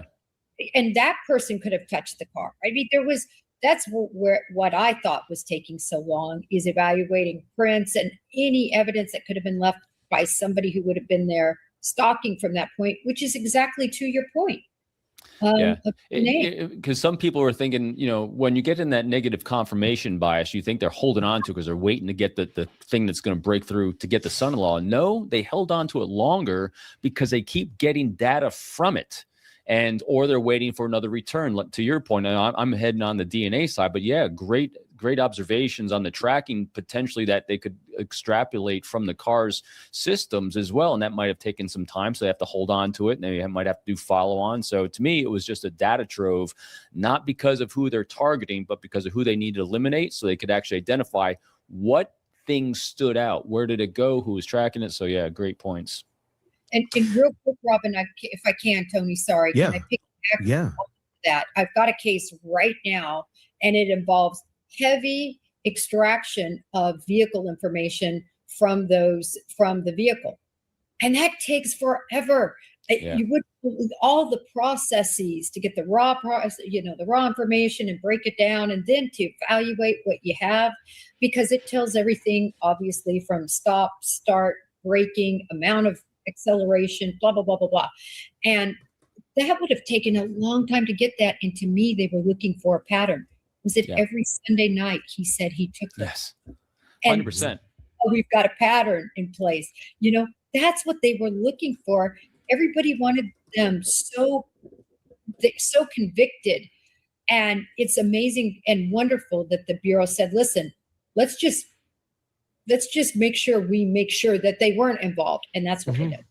Yeah. And also, I'm sorry, Jen and I are going back and forth, as well as, because I looked it up, Nanos's department has a clearance rate of 100%, 12 for 12. It's not a huge amount of homicides in the last year, but it's still a really good rate. So his detectives are very, very skilled at what they do. The other thing too, just like when at the very onset, I took a look at the pacemaker. And when I did the research on the pacemaker and whether you could get pings on it, everything I found came up, said, no, it doesn't work that way and blah, blah, blah. But lo and behold, they finally did it. So I also think that it took some time potentially because this department might not have faced this kind of extrapolation of. So did you hear that, Bella? They got a ping from the pacemaker, even though people said that they couldn't do it, but they found a way to do it. Of data from vehicles before, so it might have taken some time to figure out and innovate how to do that, who to get the right contacts and all that. And so sometimes when you're doing a new or utilizing a new skill set, tool, or technique, or even have to develop one on the fly, it takes a little bit more time to do that. So I think a little more grace of time is important when you're looking at the ground truth and not something you saw on Criminal Minds. Yeah, I mean, and that's the reality is. So we'll rewind that, but he said there's a ping from the pacemaker. I'd like to expand on that, and I would follow up. If I were Tony Bruschi, I would say to him, Robin, What are you talking about? A ping from the pacemaker? What did they find? Where did you see this? But we'll have to see if he follows up without that. Than last year, but it's still a really good rate. So his detectives are very, very skilled at what they do. The other thing too, just like when at the very onset, I took a look at the pacemaker, and when I did, So Bella, pay attention to what he says right here. What do you think he means by this? the research on the pacemaker and whether you could get pings on it, everything I found came up, said, no, it doesn't work that way, and blah, blah, blah. But lo and behold, they finally did it. So I also think that it took. So they finally did it. What does that mean? What did they find?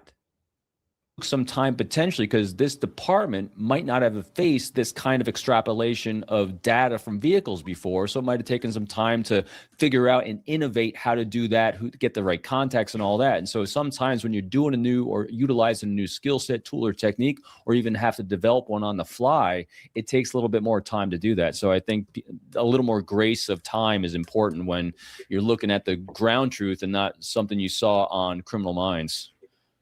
Yeah, I mean, and that's the reality is it takes more time and to have grace with the folks who are trying to utilize the technology to their benefit in the investigation, but while the clock is ticking, I think, and that's the sad, scary part is no matter what you're doing, no matter how well intentioned, that clock is ticking, and every second that is spent at going down one road or one lane needs to get somewhere, because you don't want to have spent 4 or 5 days or whatever time on something that's not going to get you to where you need to go. So all of those decisions, all of those paths that people are going to go down, that the investigators are going to go down, better be some of the best.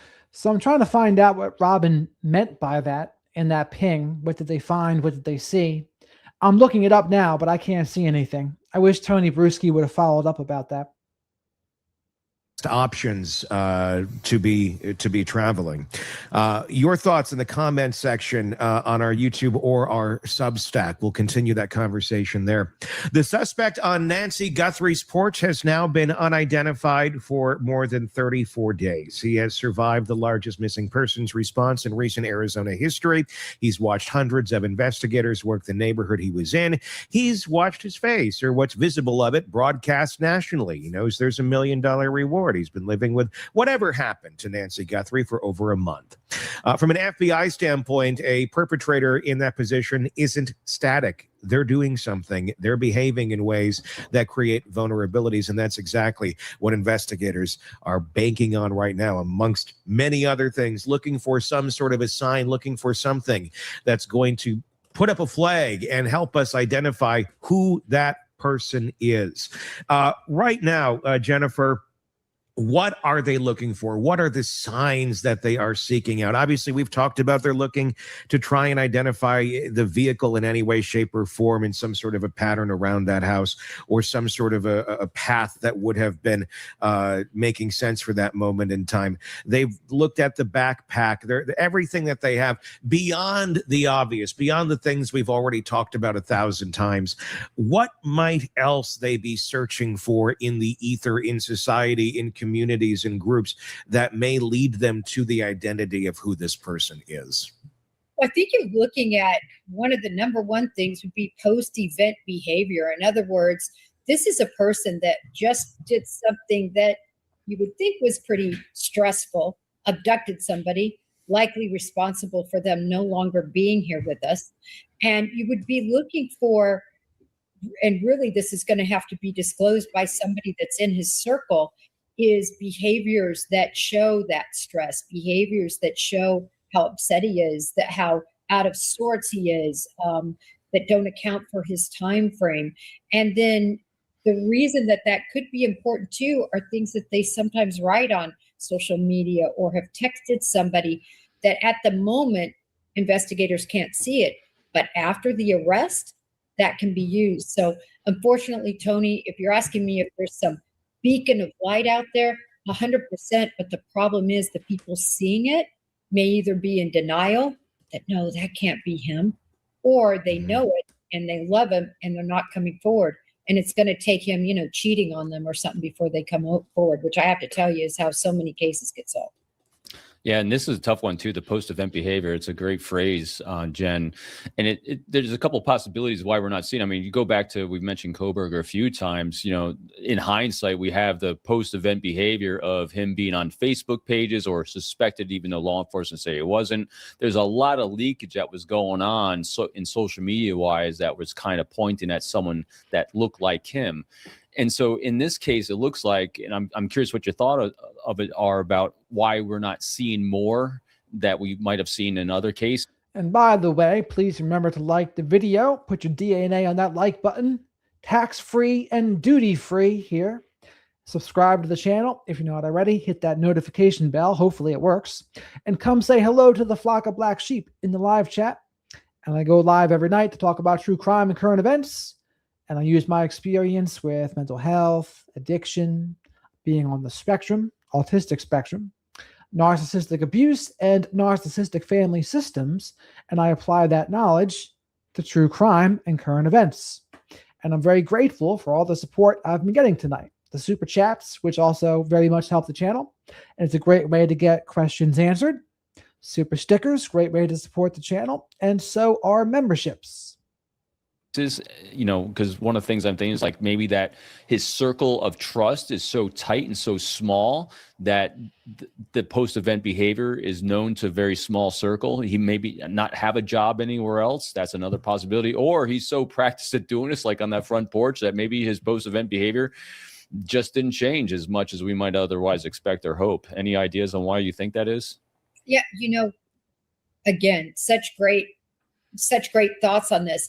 If this is, and by the way, I've veered back to my normal mantra, which is Occam's razor, the simplest is usually the solution. Yes. I'm about 80% on this case there. I'm leaving the door open for my other possibility, but I'm like 80% there. And that is an abduction that was planned, that has a connection that's a little bit more on the edge. But nevertheless, somebody that's been in that house, knows that house, knew Nancy, and provide just enough information that they knew this could be a money trove, kidnapped, and then it all went to hell. She dies, and they're like, I am out. I'm getting rid of the body, and I'm in complete abort mode. And that, as you said, amongst people like that and a group like that, just say it's, I don't know if you agree, Robin, that it's more than one, but I think if this is the case, that it was a couple of people, 2 to 3, that decided to do this abduction, kind of those gangy sorts, but not necessarily a part of a official gang. Or so also, I don't think the reward money is going to make the difference at this point. I think if it was going to, you would have seen it happen within the first 48 hours. I don't think that money is going to be a contributing factor at this point. If it was going to, I think it already would have. Cartel, but are on the outskirts doing, hijacking cars, taking cars and stripping them down and selling the parts, and robberies and all these other things. And so you have this criminal element, and they are so loyal and quiet amongst the, they're not going to leak out. Like I said, it's usually the girlfriend that leaks it out. So to your point, the circle is so small and so tight, it's not going to be leaked because they have all sorts of criminal behavior on each other, and they've never leaked it. Yeah, I agree on the tight circle, and it's interesting because I was even going down the road again today, kind of to your point of what your theory is on the working theory of the targeted abduction. I'm still, again, I always start with research and background on similar cases, and then see if the data we're seeing supports or defends it right now, and everything right now, because this is such an unusual case that everything is remote possibility because it's that rare and unusual. Mm-hmm. And so the research I just did on this, because I know it's been coming out that a few people have been saying that the panic escalation of a targeted home invasion and removing the body, it very rarely happens, very remote, because that's kind of my working theory on it, was that it was not for abduction because of because of probabilities. And so and here's the numbers, and that's why it's so remote. First of all, both possibilities extremely remote, but targeted for her specifically for abduction for monetary gain is at 15 to 20% based on data that we're seeing post-event. This isn't that, and granted, we are only seeing what social media has and what the sheriff has released. And then when it comes to targeted home invasion for robbery with a post-event escalation of removing her for DNA to hide DNA, because again, the probability of removing someone from the home post-event as a panic escalation, extremely remote, but still a possibility. But for DNA evidence, stands with what the data we're saying is standing at 40 to 50%. So, and there's still, so in other words, those two things are very tight based on data and past cases. But man, but how crazy is this? It's a challenge on both sides. I just don't believe it was a robbery or a burglary. For me, I mean, Robin, the reason I just can't buy it is nothing tells me that. It wasn't, it was when she was home. It was a full backpack. Burglars don't want any connection, and they're not going to take the person. I can't find one place where they took the person except for a case in South Carolina where they took the 80-year-old recently. And the reason was he wasn't masked. And that was a opportunistic type situation. He broke down, his car he stole broke down next to this woman's 80-year-old's house. So he goes in to steal her car, gets caught, spends an hour hanging out there, and then he takes her and he shoots her in the back of the head. It's an FBI case. But that's because she saw him, right? So you had to. And also it was a crime of opportunity. That's the closest case I can find to this case, because 80-year-olds just start stoling back to your stats. I know.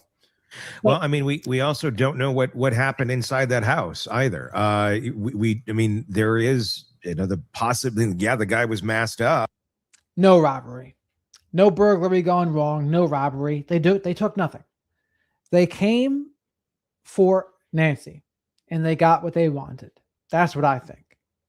But did he reveal himself to her at some point? His face in some way, shape, or form. And then that was the straw that broke the camel's back. And it was, well, I got to get rid of her now, because for that exact same reason you're describing there. How likely is it, though, that this is a multiple person event? Just considering where we're at now, not just like as a whole in an ether of someone going in and doing a B&E or doing an abduction, but based on what we know now, we have no fractures. We don't have multiple. If it's multiple people, that certainly then spiders off into the world of all the people who may want to talk, who may have some incentive to talk or turn somebody in, or a lover or somebody flip. $1 million is a lot of money at this point now for someone who might be on the edge of these people, but we still don't have anything at all. Does that decrease the likelihood that there's multiple people here, and that this isn't just one person? Something horrible happened with Nancy, got rid of the body, and hasn't told a single soul, and is just continuing on with life as if nothing ever happened. Because if that's what's going on, they're doing a pretty damn good job at it, and the leakage out to others is seemingly non-existent. Well, that's where my 20%, I'm reserving that. Yeah.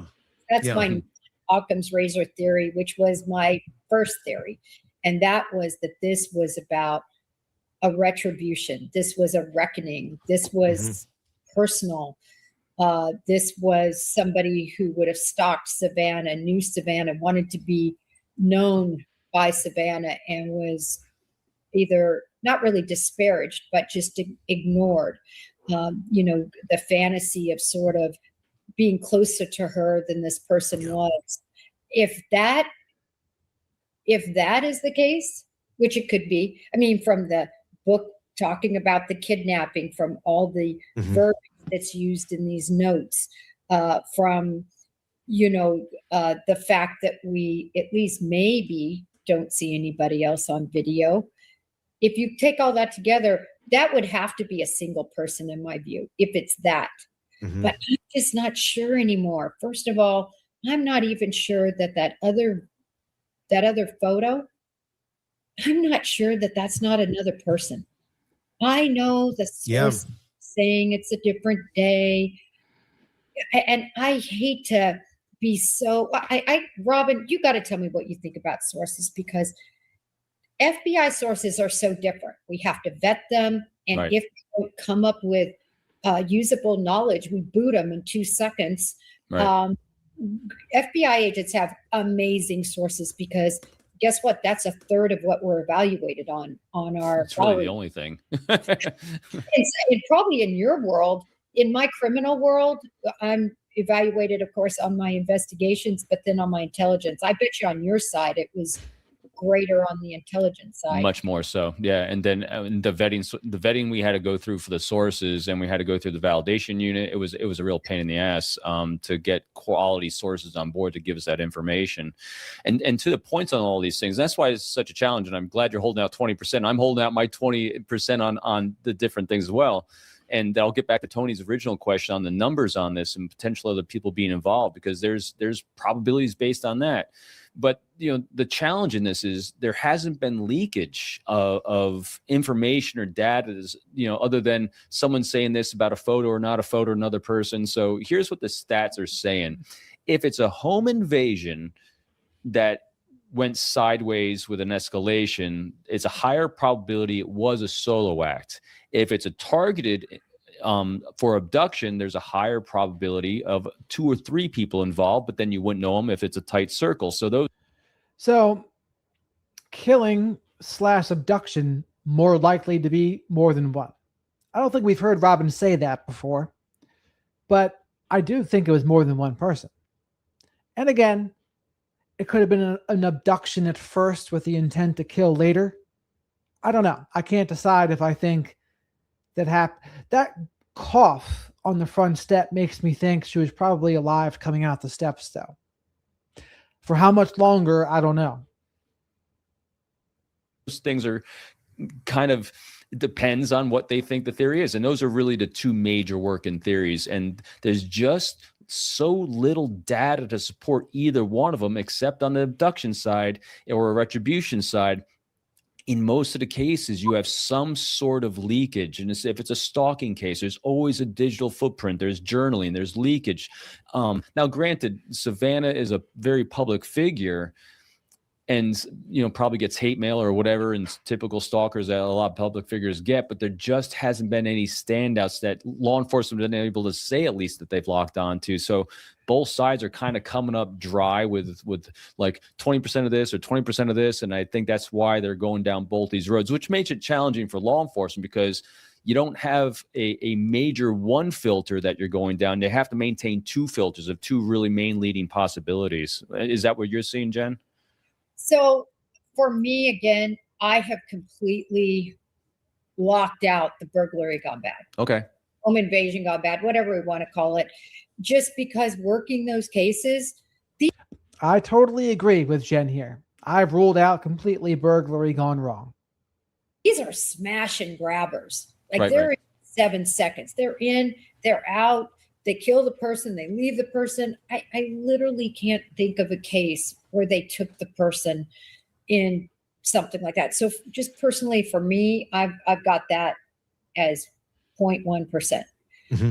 The abduction gone bad, I have as, because it's such an Occam's razor, I have that at a really high percentage. And then I just can't, for some reason, let go of this possibility of, the wackadoodle, the, what's his name again? I've talked about this a lot. The Jodie Foster lover. Oh yeah. Yeah. And that's the celebrity notoriety is going, and that's what it's called, celebrity notoriety. Yeah. And when you are just trying to impress the person by, making the attempt of assassination, because that was with Reagan. They're referring to the person that tried to assassinate Reagan was trying to impress Jodie Foster. And I have said he can't completely rule out that kind of out of left field motive. I don't think so. It's probably not that, but I'm not completely ruling it out. Oh yeah, I know. It was Reagan's assassination attempt. Hinckley. John Hinckley. Yeah. That was a celebrity notoriety. It had nothing to do with necessarily Reagan. It had to do with trying to impress Jodie Foster. And that's what we actually, that's my working theory too, with the first Trump assassination attempt as well. That was more about celebrity notoriety. If you're looking at a young boy trying to impress his father with his firearm and all that garbage. Yes. I wonder if that's a trickle of that. Sorry, Tony. I'm very much wondering what they have behind the scenes in terms of communication or messages to Savannah Guthrie, if there is something down that road. I would imagine they've combed through emails and everything that comes in. Only a small percentage is what she's going to actually see because of the volume of which someone like her, she would get. But within that stack of stuff, maybe some signs, maybe some evidence of who this person might be, someone who is not being responded to, someone who is feeling ignored by Savannah, and then maybe this is part of that. It's an ask for attention in a real sick way. We just don't know yet. That's the thing. There's always outliers. There's a reason why we have percentages on cases where it's like 80-90% this, but there's still that 10% over there. This might be one of those cases that makes those stats why we have the 10%, why we have the 1%, because it might just be one of those outliers. Your thoughts in the comment section on Substack and YouTube. We'd love to get your feedback there. Let's talk about Corey Richins. So now they're going to talk about that. You want me to listen to them talk about Corey? Or should we go to Law and Crime Network and go over their cheerleader mastermind thing? So press 1 if you want us to stay here and watch their talk about Corey. Or 2, cheerleading mastermind on Law and Crime Network. Have a good night, Matt.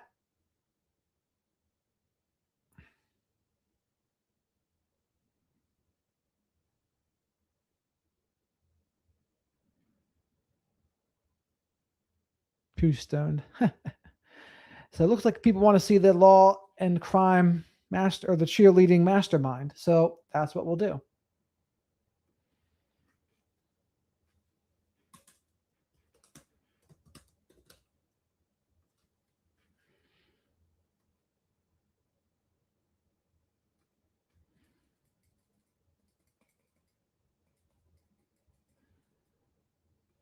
Detectives in this case. For the first time, a camera captures a teen girl accused of orchestrating. So this is Law and Crime Network, and this is Jesse Weber. I'm a big fan of Law and Crime Network. Make sure you support their channel, subscribe, support their content, and make sure you like my video here while you're here. You only have to get 1 rep in on each video and 1 rep permanently to subscribe. The murder of her boyfriend. This video per WPDE television. Gianna Kistenmacher is one of 9 teens charged in the murder of Trey Wright, who is 16 years old. For the first time, we're hearing what Gianna's side of the story may be, why she cried in court as her attorney made some shocking requests, including to lift her ban on social media. We're on the case presented by Law and Crime. I'm Chris Stewart.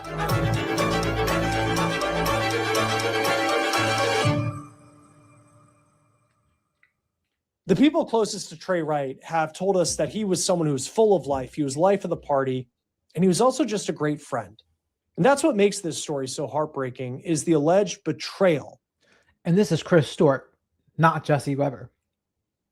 That took place the night of his murder. And this is the girl who's accused of being at the center of that alleged betrayal, according to law enforcement in South Carolina. This video per WPDE television of Gianna Kistenmacher making a court appearance. She is now 18 years old, and she is charged with murder. Now, deputies say that she was not the one who allegedly fired the shots that killed Trey Wright, but she allegedly helped orchestrate the meetup with the person who did. Law enforcement alleged that she knew what was going to happen. For the first time, a camera caught Kistenmacher in court since her arrest in June of last year. Now, before we get to the requests that her attorney made in court, including asking the judge to allow her to use social media and some of the new details we have on the case that we heard in the courtroom, I want to back up for a second and just break down what we know to this point about a tragic and chaotic night when 16-year-old Trey Wright lost his life, and why a total of 9 teenagers are all facing the charge of murder in this story. So let's go back to...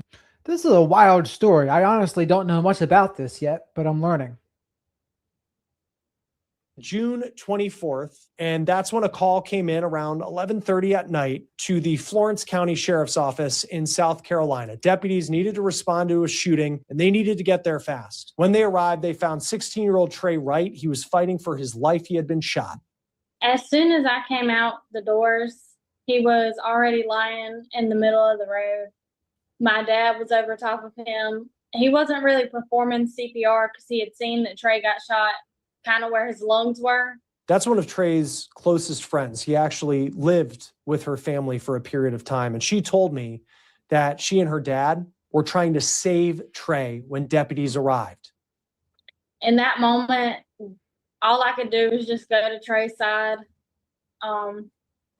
All these people are teens, and she's got the Southern drawl, South Carolina drawl.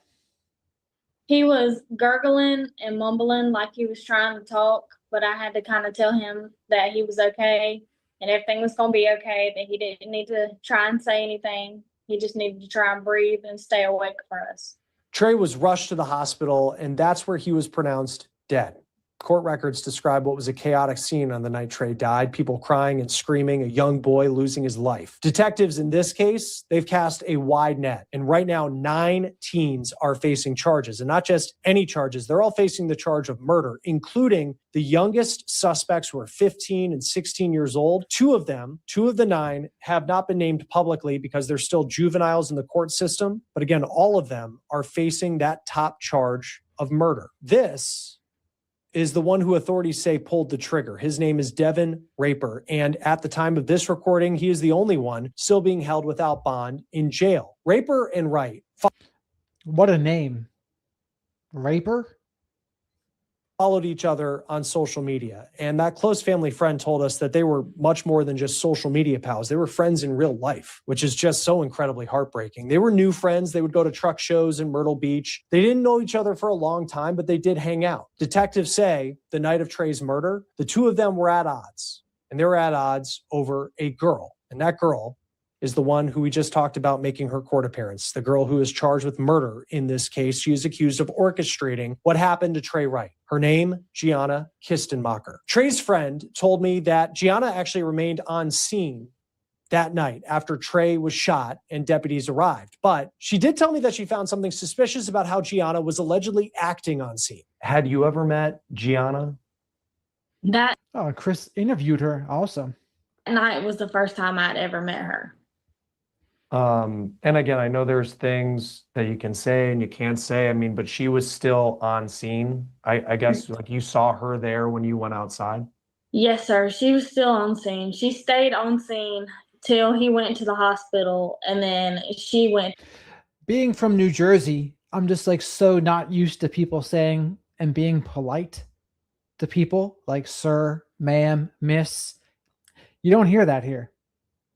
To the hospital, but his mom and them didn't know anything till I got there, or the other kids got there to let her know what was going on, because I wasn't the person who could tell her that on the phone, and I was the one who called. In a moment, I'm going to play for you what Gianna's attorney told a courtroom about how she acted that night, what she allegedly did that night, the night that Trey was killed. Someone who was actually in a relationship with Trey Wright. Now, the police report that we have on this case, it's 10 pages long, and it does give us some good details about what deputies saw when they came on scene that night in Johnsonville, South Carolina. It was around 11:41 that law enforcement show up to this shooting. It was a chaotic scene. You had these people who are crying. I mean, you think of all these young teenagers who are now facing a charge of murder in this case, but also allegedly witnessed someone being shot and someone dying on scene. Trey was on the ground. Several people were around him, according to law enforcement. He had 2 close gunshot wounds to his chest. He was rushed to the hospital, and that's where he lost his life. Deputies say that they were told the shooter fled in a white Mazda SUV. 4 people were inside that car, and one of them had a gun and was wearing a ski mask. Deputies say when the car first arrived, Trey Wright approached it. He banged on the door. Someone opened it, and shots were fired. The deputy also writes in the report that the confrontation was planned and it was fueled by provocative Snapchat messages. Law enforcement also say there are recordings of the incident on some of the suspects' phones. Those haven't been made public. Now, these are the 7 teenagers who we know about who are facing murder charges in this case, each of them facing that same charge that Devin Raper is facing, even though law enforcement say he's the one who pulled the trigger on Trey Wright. I also want to point out for you, this is what happened when Raper faced a judge for the first time last year. I did not do none of this. There was 4 more people. All right, I'm not here to try. I understand that. I'm not here to try your case, but you can speak to law enforcement and you can also talk. They won't talk. They didn't do nothing. That was Raper at his first court appearance where he tried to argue his case to the judge. He's a gutsy person there. And this was last year. This video per WBTW. Now, these charges, it's a unique situation to say the least. South Carolina has a statute that's called hand of one, hand of all. And it means that an accomplice is just as guilty as the shooter. And it appears that's what prosecutors are going for. And that's wild. Hand of one, hand of all. That's how you really get everyone. And honestly, those laws are often race oriented. A lot of times they're like, hey, how can we get as many people of color behind bars as possible? Oh yeah, one hand of all, one person in a group, all to prison. There's a case right now where a person in Alabama is scheduled to be executed March 12th. They didn't do it, but it's the same rule where someone killed someone else in a burglary. And they got this guy as being the mastermind somehow. And I would say, unless part of his plan was to kill that person, it's a little much to be getting the death penalty, because the person who even pulled the trigger, that person got commuted to life in prison. But this person's getting the death penalty. So wild stuff.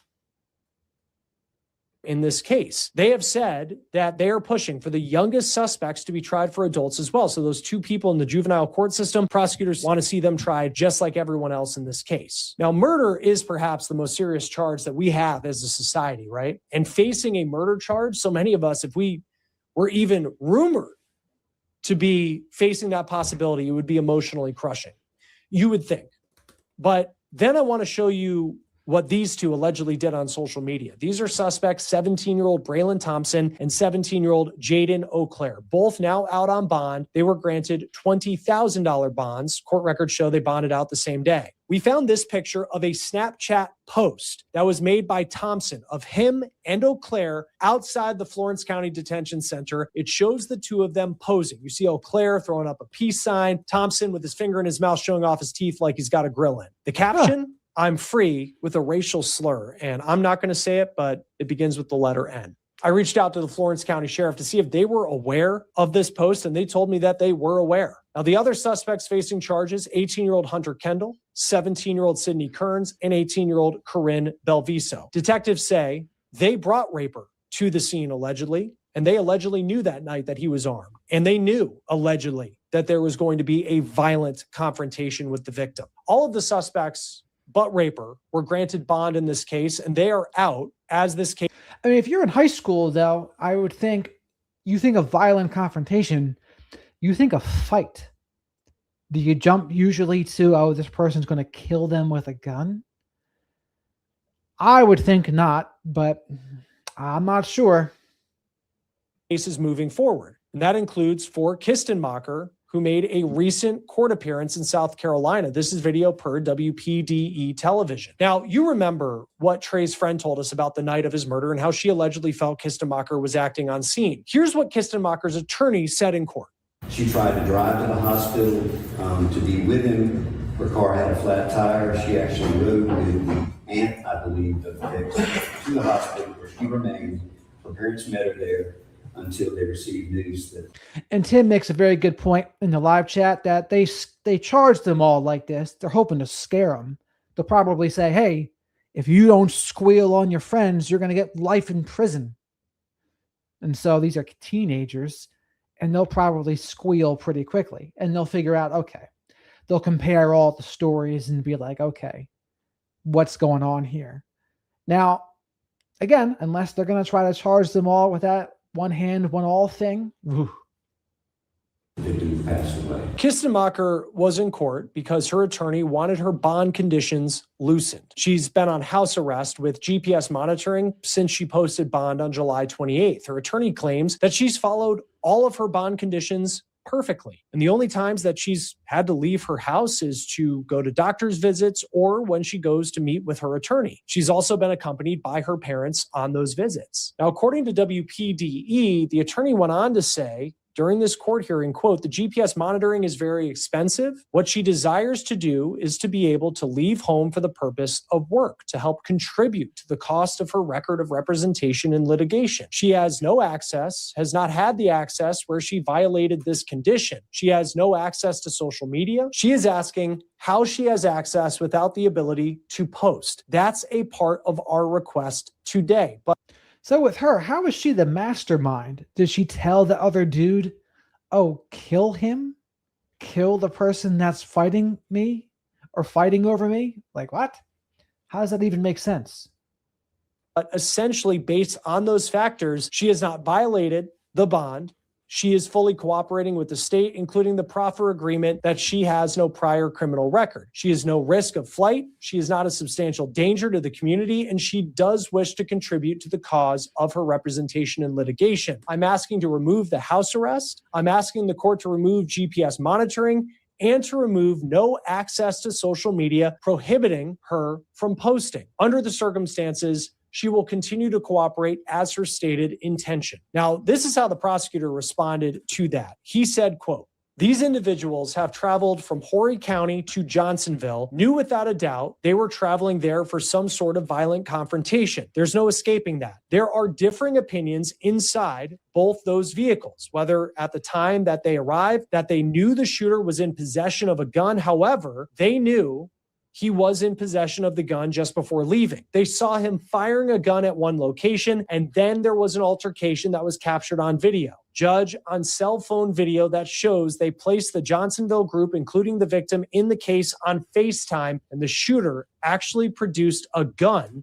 and holds it at the camera and says, I'll come down there and I'll kill you. So they knew there would be a violent altercation. They should have known that it might have led to more, and it certainly did. Now, her defense attorney is absolutely right that she has been fully cooperative. She continues to cooperate with the state, and her cooperation is important in this case. After hearing from a representative from the victim's family, I will leave this court's discretion as to modifying the conditions of the bond. However, I will be vehemently opposed to lifting that social media ban. I think we can all agree that that's kind of the reason all of this transpired. So this kid's 18, although he looks a little older than 18, especially in comparison to the rest of them. In the first place, there's an argument in social media, and we all see that time and time again. So I would be bitterly opposed to the social media portion of the bond conditions. I'd like for that ban to stay in place. And quote, after hearing the arguments, the judge decided to lift Kistenmacher's house arrest condition to allow her to go to work, but she does have to be home between 8 p.m. and 6 a.m. And she is also only allowed to leave to go to those doctor's appointments or to meet with her attorney. Joining us now to talk about this case, once again, is Tyler Bailey, criminal defense attorney, civil rights attorney. Always great to have you on Law and Crime. And there's a lot of layers to this story when we talk about Trey Wright and what police say happened to him back in June of last year. But this was really the first time for the girl who was at the center of this case, who's accused of kind of orchestrating everything. She appears in court and she wants her bond conditions changed. And the first thing I want to ask you about is the social media part of it. Because when you look at this case, and this is what prosecutors said, like kind of at the crux of it was an issue on social media, and yet she's asking to get back on social media. What did you make of that request? This entire case has been a different one with the amount of kids. That's a ballsy request, considering the circumstance here, to get back on social media? What? Who are being charged with murder. And it appears that the prosecutor and the court, they're looking at new tools to address the problems that we're having today with youth violence. So social media was a big part in this case, and that's why it was a bond condition. And we also talked earlier about how it's not normal for accessories before the fact they actually be charged with murder in situations like this. And it appears that the prosecutors are trying to get to the root cause of a lot of the issues in this case, and social media being one of them. That's why it was a bond condition that they wanted. And for the defense, though, to say, because this is someone who is facing a murder charge, and I know we'll talk about kind of how things work in South Carolina, where she's not the one who pulled the trigger, but they allege that she's the one who brought the person who did pull the trigger to have this altercation that they allege that she knew was going to be violent. And I could see someone. So Patrice asked a good question. How do kids get like this? And I'm getting the idea here that this is more of an affluent area that these kids are in. And maybe they get a little bit disconnected from reality and they just, some impaired empathy. Because, also as teens, right, you're still developing, I think, your brain. Your frontal lobe in your brain isn't fully developed. You're still pretty self-centered a lot of times. And you're still developing empathy and compassion. So you can do some pretty childish things, right? And so that's like in the narcissistic abuse space, that's something we don't talk about much is, all right, how much does just being an immature kid contribute to some things, right? Now, of course, it's not an explanation for like killing someone, but how much is it in just terms of being childish? It's a good question. I don't really know if I know the answer to that. The outside say it's not a great look for someone facing that charge to be like, well, I'd like to get on Facebook or Instagram or whatever it may be. What's typically the calculation there when you're asking for bond conditions to change where, how much do you value maybe the public looking at it and being like, I don't know if social media is something that you should get back on?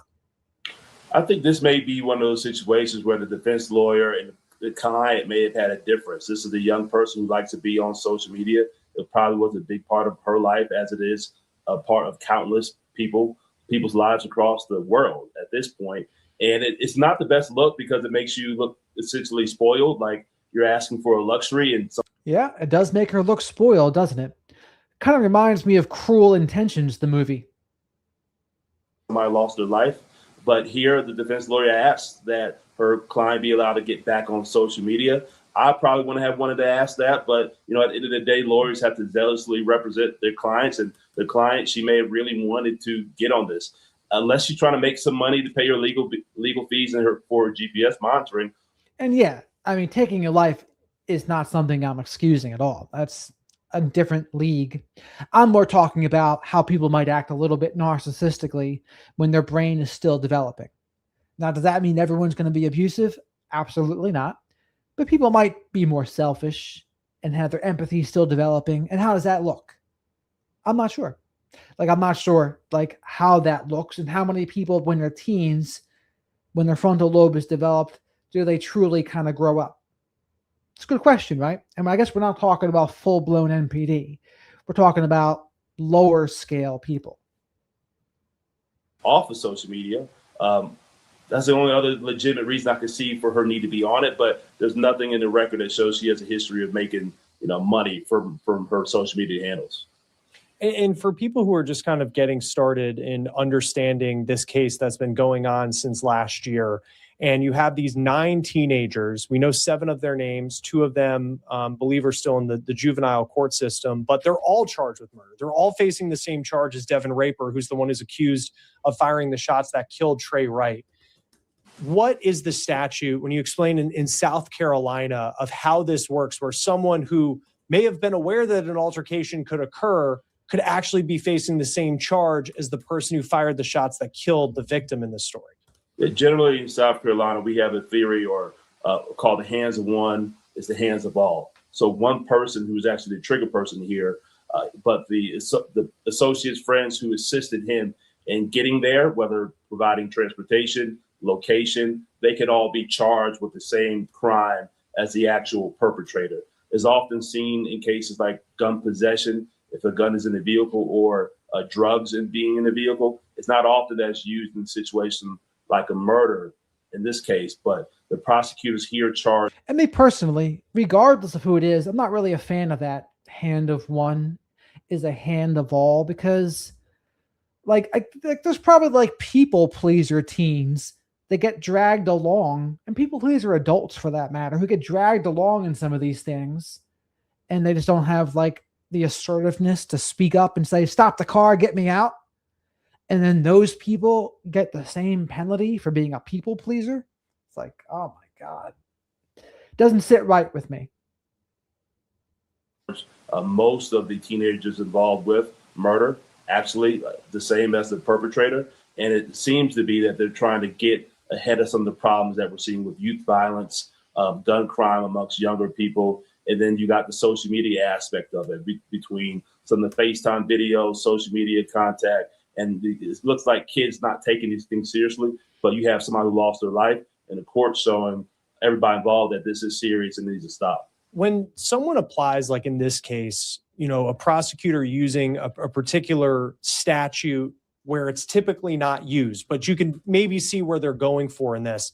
What are some of the challenges that a lawyer could face in getting a jury to kind of come on board with that and to see things the way that they're seeing it, of saying, well, they all knew that there was this beef going on between Trey Wright and Devin Raper, and they knew that if they brought Devin to the party, that allegedly something was going to go down that was going to be violent, and that's exactly what happened. Prosecutors, like defense lawyers, they have to maintain their credibility before the court and jury, the jurors in this case. And it could be a problem with the jurors believing this is prosecutorial overreach, that they're extending the bounds of the law here, and it should not be applied to all of the individuals, teenagers here, because it's kind of hard to say that they knew that he was going to commit the murder. A young person, he did have a gun, so what the prosecution would say, what did you think was going to happen?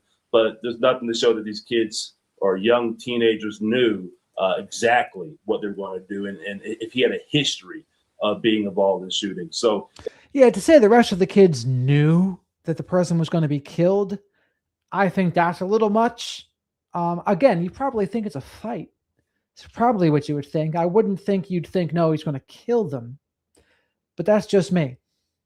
It's a stretch, but they could be found guilty. More importantly, it looks like the prosecution is using it for leverage. You see the young lady here, she's entered into a proffer agreement, which she's essentially means she's cooperating with the government to some extent.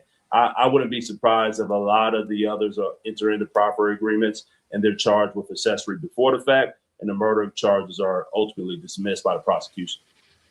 Right, because when someone says a proffer agreement, and that's what the attorney said in open court, that she is following with it, is that meaning, you have all of these people that were allegedly witnesses to what happened?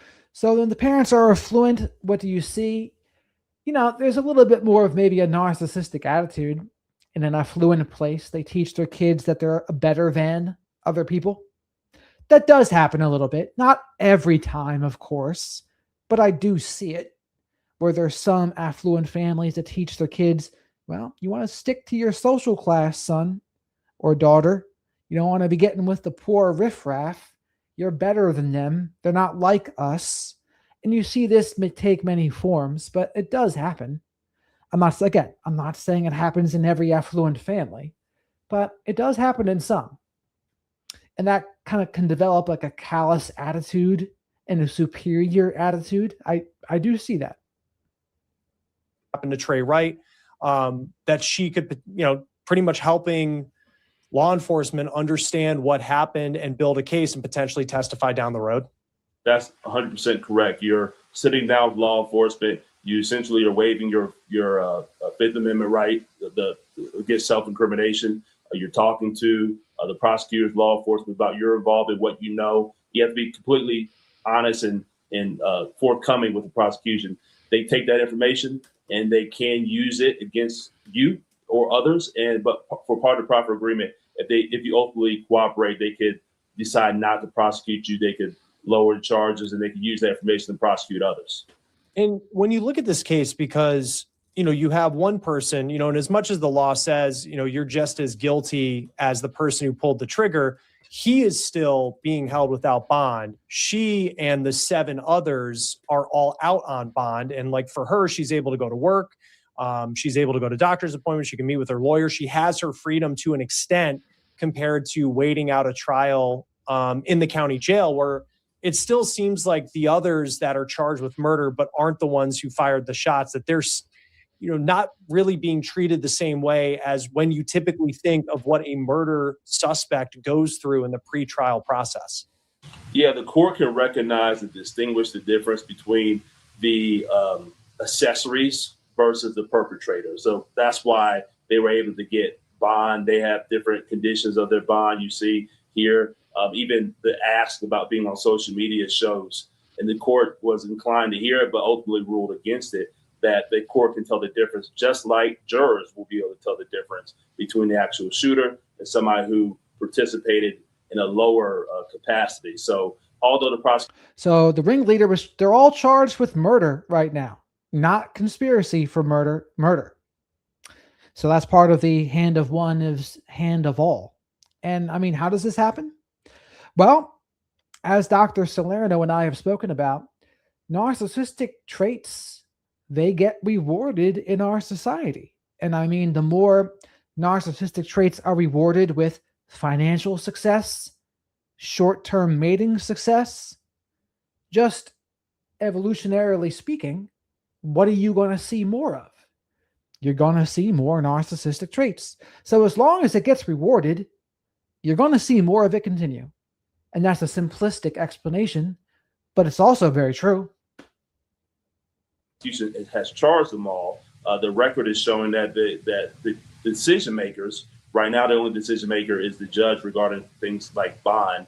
They can tell the difference between a person who may have a lower culpability and responsibility in what happened versus somebody who's the actual trigger person in this situation who's still sitting in jail with bond being denied. Yeah, so the one person who pulled the trigger, they're still in jail with bond being denied. But with that being said, please remember to like the video, put your DNA on that video, duty-free and tax-free to do so. Subscribe to the channel if you're not already, and come in and say hello to the flock of black sheep in the live chat. Awesome group of people here, very encouraging group. They support one another. Welcome. Come in and say hello. And thank you to all the support I've been getting as well. Super chats, great way to support the channel and get questions answered. Super stickers, great way to support the channel, and so are channel memberships. According to the law enforcement documents we have, at the center of this case are these social media messages, and really the center of this case, according to law enforcement, is Gianna Kistenmacher, because she was the one who was between Trey Wright and Devin Raper, and then there's this these social media messages that were sent back and forth. I can't get over that name. What kind of name is that? You'd think you'd want to change your name if that's your last name. Holy mackerel. And then she is being accused of kind of being the person that orchestrated this meetup that then ends in Trey Wright's murder. If she, cooperating with the government, is there a way that she walks out of this without having any sort of a punishment whatsoever if that murder charge is dropped? Where if she cooperates and gives everything, what is the expectation typically in one of these agreements of what she gets in return?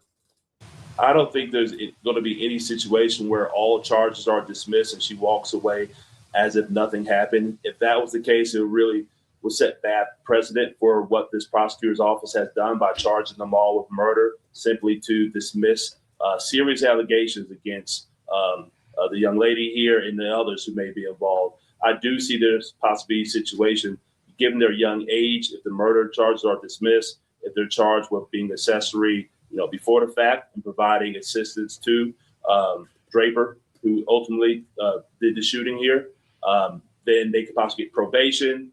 You can get credit for time served with the time that she's been on GPS monitoring, on house arrest. There's some creative things that defense lawyers in the court and prosecution could come up that she has some sort of punishment, but it's not to the extent of murder. And there still is no telling. Who knows? You can get a judge who's not inclined to hear anything like that, and he actually wants her to do some time in the Department of Corrections. All things are on the table, but I think from what I'm hearing from just with listening in on this case, seeing how the judge ruled, looking at the proffer agreement, I see this being a situation where some charges are dismissed and she gets a lesser penalty than one would expect for a murder case.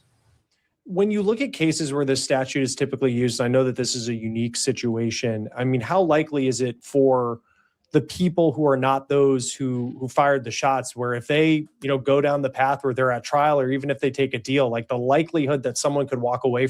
If his last name is Draper, he certainly is not emphasizing the D whenever I hear the name. from this and not spend time in prison? I think if you're charged simply with murder and you did not pull the trigger, you could possibly get a not guilty because jurors will got to hear the facts of the case. And one thing that's going to stick in their brains are going to be this person was the actual shooter. That's one thing. They didn't pull the trigger. And proving to a jury that the accessory before the fact knew exactly what he was going to do, and their knowledge and assistance is the same as being the trigger man is a stretch. So I think the jury in Florence County could acquit some, so there's a chance that he could walk away. The stronger tool that the prosecution has is that if you're convicted for a murder, you're going to jail for a long time. Why roll the dice at their young age? Possibly cooperate with the government and see if you can get a plea deal for something less, get some probation, and hopefully move on the rest of your life in a productive way where this could be a lesson versus being something that sticks with them as a detriment for their entire lives. And then just going back to the request that Kistemacher's attorney put in to allow her to get back on social media to some extent. And, again, I could see people from the outside that might look at that and be like, that's a pretty aggressive request considering what's going on, might not be the best look. When it comes to just generally making a request, when it comes to bond conditions, like why do you need to almost toe a line and make sure you do things kind of that might not be a bad look opposed to someone saying, well, the worst the judge could say is no. Like what's the lasting impact if you say make a request that might be something that people might furl their eyebrows at? Well, you're going to have the same prosecutors who are involved in all aspects of the case, and you don't want to lose credibility with them as a defense lawyer with certain asks. You need to ask the things that are in good faith. You also want to believe in your arguments that you make. You don't want to just be making a half argument and the defense doesn't believe you believe it, the judge doesn't believe you believe it, and that hurts your credibility going into a trial, which is very important. You want to be credible at all aspects of the case. And as a defendant, as a person, you also don't want to look like you're entitled, that you feel like, why you have to participate in the court system, because that can lead to less favorable plea deals for you later on if the prosecutors and decision makers, feel some type of a way about you. And importantly, I think with the court here, the defense may have tried to make it seem as if this was a small thing, social media. And again, if I'm her defense lawyer, I say, hey, you might want to bite the bullet on this one while there's a murder charge against you. Just me. But maybe she just didn't want to hear it. But I think what the judge recognized is that social media is really the crux of this case. This is really the heart of it. And so a bond condition saying no social media is a big deal here. And it sets precedent that social media use can actually be used. And where's that kid getting a gun? I guess if he's 18, he can buy it himself, I guess. Contact witnesses. It can be contact family members. You can do a whole lot of damage, as we see on social media. And so I think it's a tool that other courts and prosecutors, defense lawyers need to be prepared to address in the future, especially with young people now, because an altercation starts at school, goes on social media, and crimes like this could happen later on. Yeah, and in this case, there's just a lot of interesting things at play. Of course, at the end of the day, you have the loss of a life and so many people impacted. Tyler Bailey, criminal defense attorney, civil rights attorney, thank you as always for being with us on Law and Crime. We appreciate it. Thank you. That will do it for On the Case, presented by Law and Crime. Subscribe to us on YouTube and Spotify, and we're also now streaming on Peacock. I'm Chris Stewart. We'll see you next time. All right. Well, guys, that's pretty much it for tonight. We might start going over some other cases this week. I'm not sure. But Kat, also, I've been going through a renaissance of the STP, Stone Temple Pilots, Scott Wheatland, and their live performances. He's really good live. At least in like the 90s, early 2000s he was.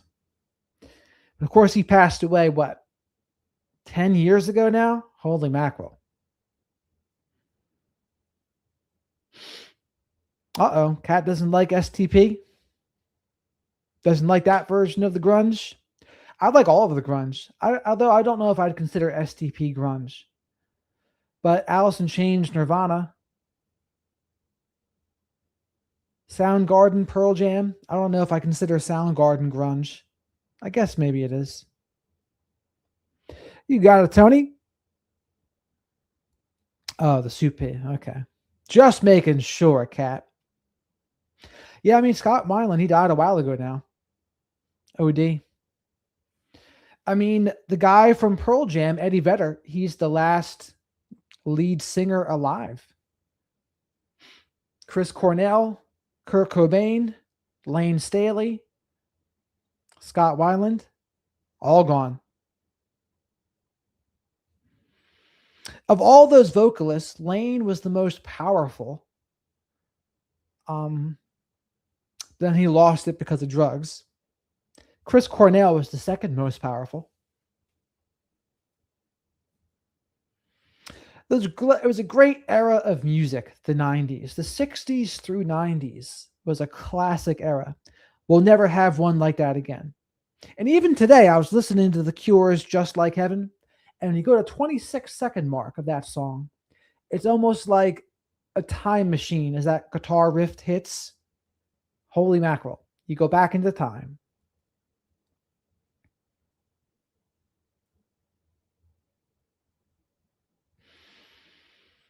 Where's Here, Miss Kim?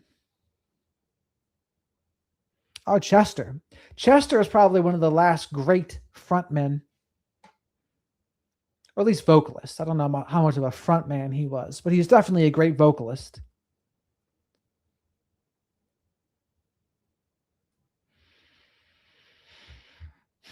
Oh, yeah, Seattle. Seattle was the grunge capital. I used to think of getting one of the Seattle Space Needle tattoo with a guitar or a microphone, but I never did. Yeah, he really did, Patrice. You're right about that. And he was good with Soundgarden, Temple of the Dog, and Audio Slave, by the way. Black Hole Sun, Blow Up the Outside World, Fell on Black Days.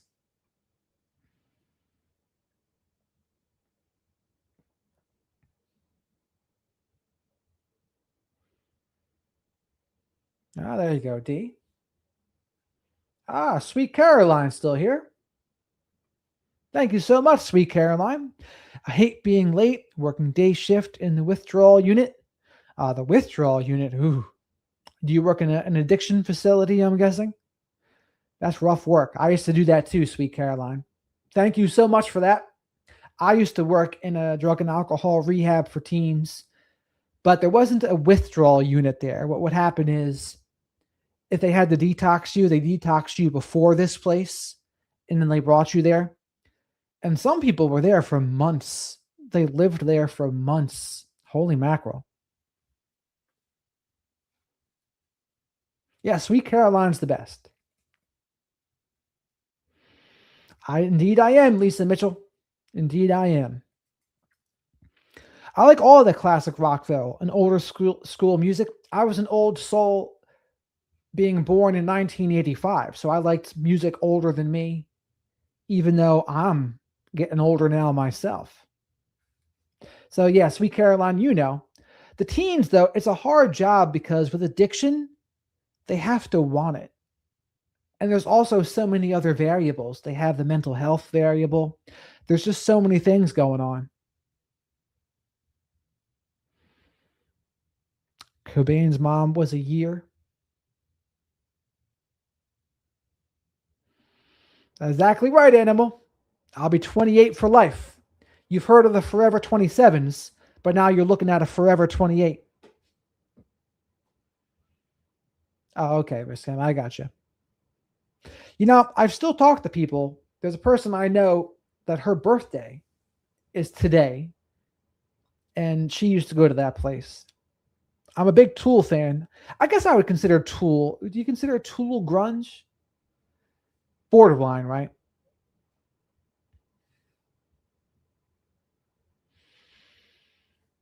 Yeah, I mean, the addiction world, there's a high burnout rate. It's rewarding when it goes well. But what happens is you see there's a lot of red tape. and you can't always do what you would think is the best for the patients because it's not always for the rules. Like the rules get in the way. Sweet Caroline probably knows. Of course, Pink Floyd for sure. And not like Led Zeppelin too, Patrice. Absolutely. Because I was thinking about Pink Floyd because it was David Gilmour's birthday the other day. I think he's 80 years old now, I think.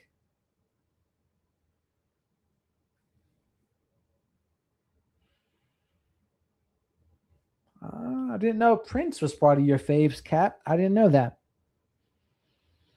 Metal is the not as known first album of Pink Floyd. I'm familiar. I think that's back when what was his name was on there? Syd Barrett.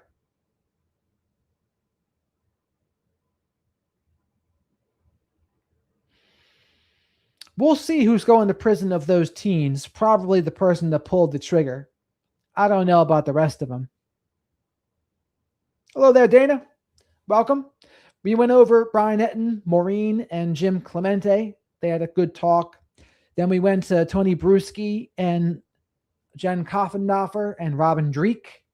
They talked for a while. And then we went here. We went over this cheerleader case, the mastermind cheerleader.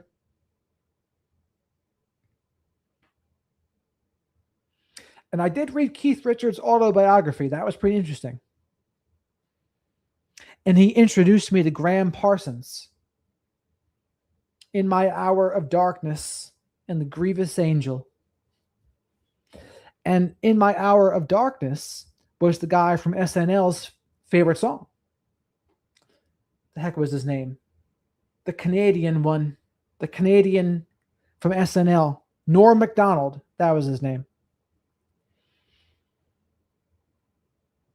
Tom Petty probably has a pretty good autobiography as well.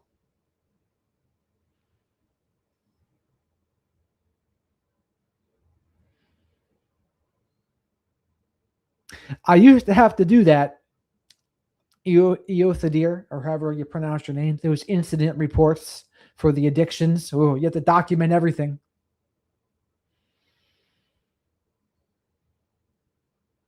Good old Norm.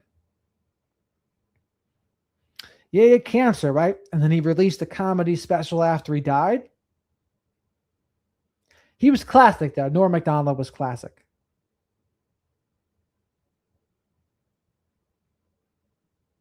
I'll take a look, Animal. We'll see. And I know Kat's never going to get fooled again, right? She won't get fooled again. So many good bands out there. I haven't thought much about The Who recently. I like Behind Blue Eyes.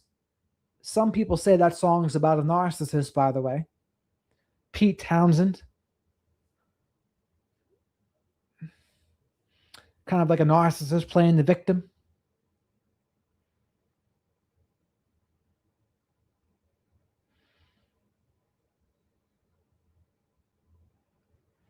Ted Nugent, he likes some Cat Scratch Fever and some rifles.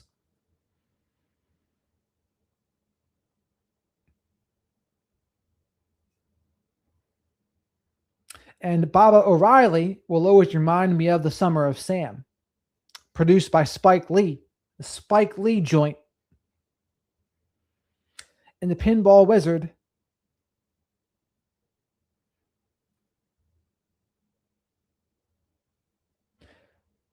Because that deaf, dumb, and blind kid will sure play a mean pinball. Or American Beauty and The Seeker. That's the other good Who song they play in that movie. Ah, there you go, Kat. You just said it.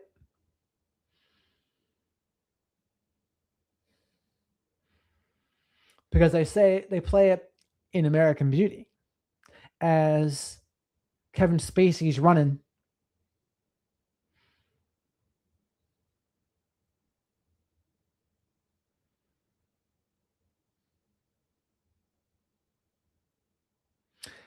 How did Radiohead get sued for Creep? That's interesting. And I was a big Sublime fan too, for sure. Dave Matthews Band was, I bought their albums in the very beginning, but I never really caught on to them. I also really like Neil Young.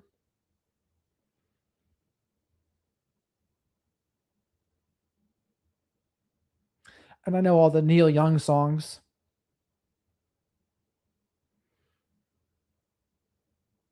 I don't know about that, Zoe. I don't know about that. Elton John. One day, Kat. One day, Kat will have a sing along.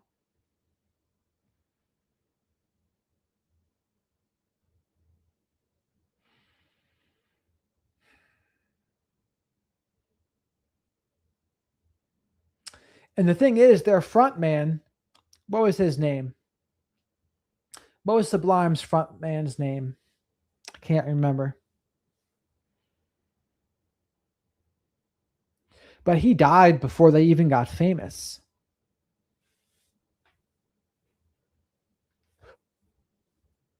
Yeah, Bradley. Bradley's his name. Bradley, is it Knowles?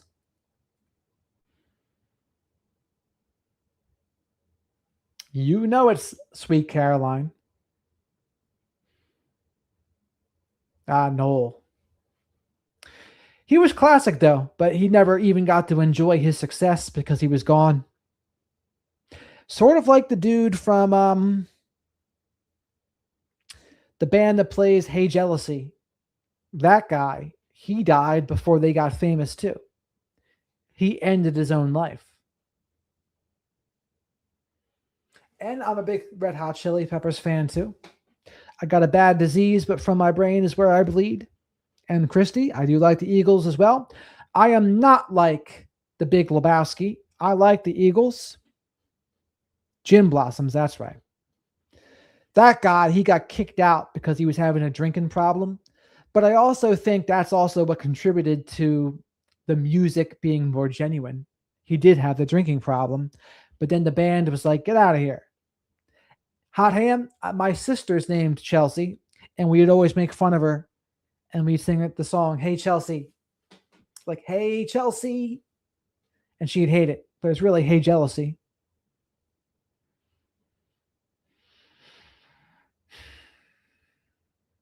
Yeah, Racy, I think that was in the 90s now.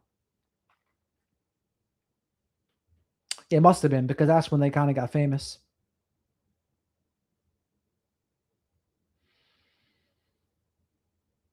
And Miss Kim, that is my favorite Jethro Tull song, Aqualung.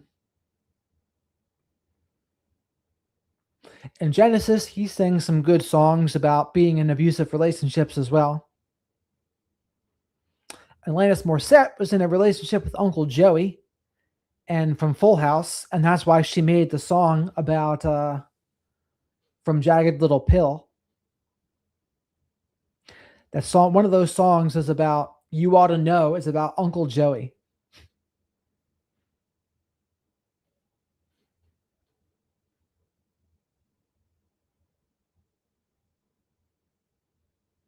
So I can give you all some history, some music history. But did you know that? The Alanis Morissette song was about Uncle Joey from Full House.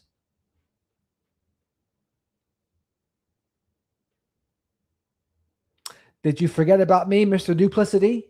That's Uncle Joey.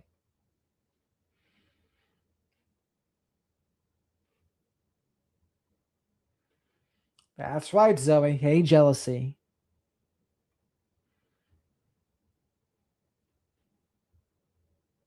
And he promised not to drink or sleep around. Yes, Kat, he was surprised. You don't think of Uncle Joey being a bit of a dick, but apparently he was. Bit of an age gap there too, but I think it was more about him being a dick than the age gap. Ah, I see. 6 degrees of Uncle Joey, D.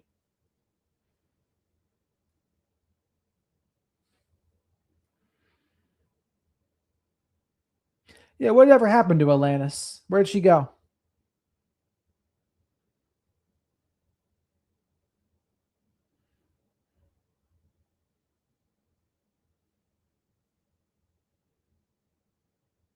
You learn something new every day on the Wizard of Radical Self-Respect.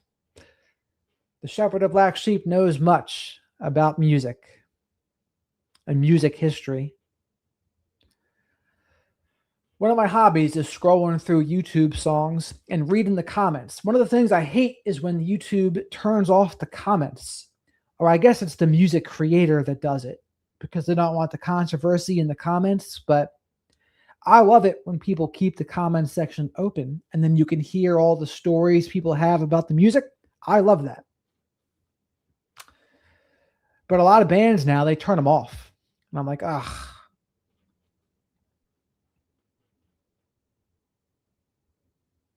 Rich auntie. Phoenix, welcome. Back to Nancy. I was reading that Savannah was interviewing the Trumpstein supervisors. Trumpstein. Then her mom, Nancy, came up missing. Epstein conspirators were found hung in his cell in EU somewhere. I don't know about that.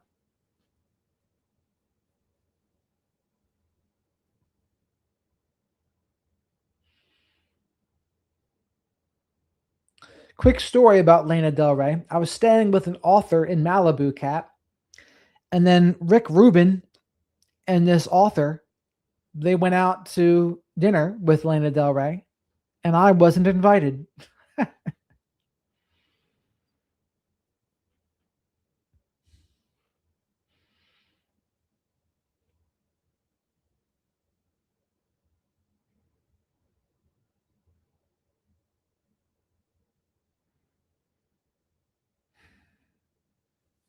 All right. Well, it's almost time to wrap this up here. Make sure you like the video. Yeah, they should have invited me, Lisa, but I wasn't as affluent and popular then as I am now. And that does make a difference in Hollywood, unfortunately. It just does.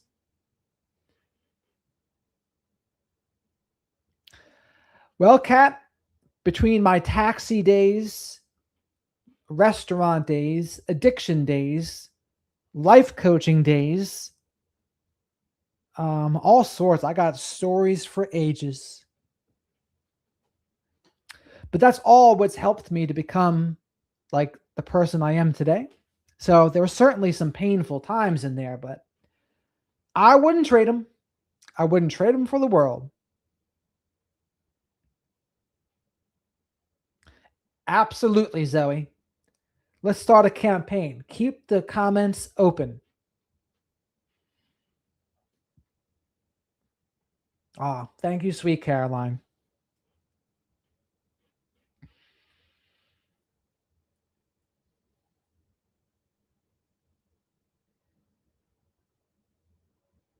Ah, they become obsessed with you, Animal. Animal mother.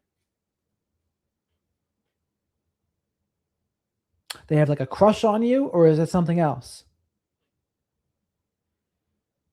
Eva, welcome. And yes, Kat does sound a little bit like Stevie Nicks. Make sure you check out her music, everyone, on her channel. Thank you, sweet Caroline. You're too kind to me.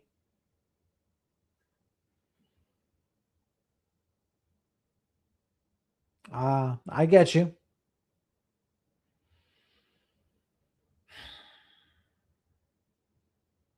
I do. Come on, feel the noise. D. Snyder.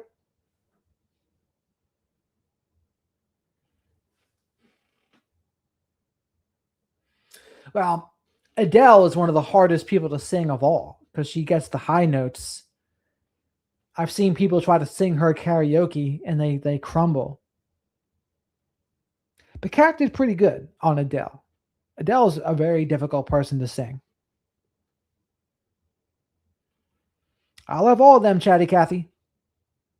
All right, and I'll keep my eyes open for Gold Dust Woman. Gold Dust Woman's about a narcissistic woman, I think. And a narcissistic man, too.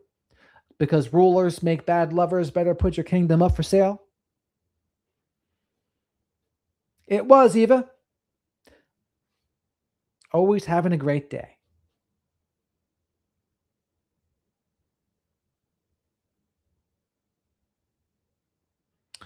Which Jen? Jennifer Lopez, Jennifer Aniston, Jennifer Love Hewitt, Ben Affleck's Jen. Who else? Jennifer Lawrence.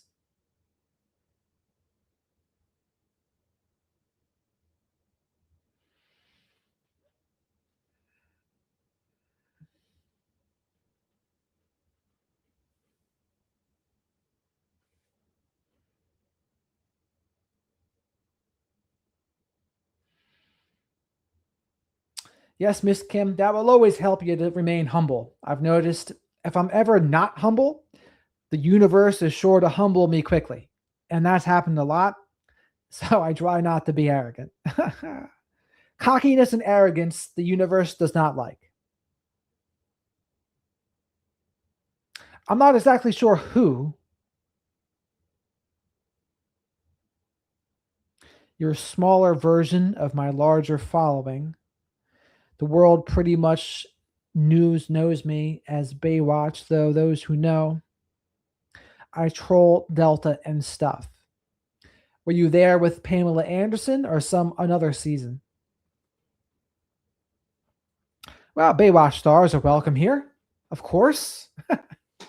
Who would I be to turn away the Baywatch babes?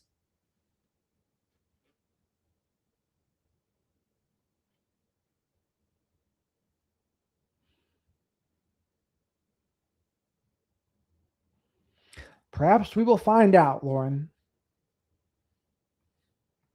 I get a little bit of it, but there's more to tell. But she doesn't have to share unless she feels comfortable to share.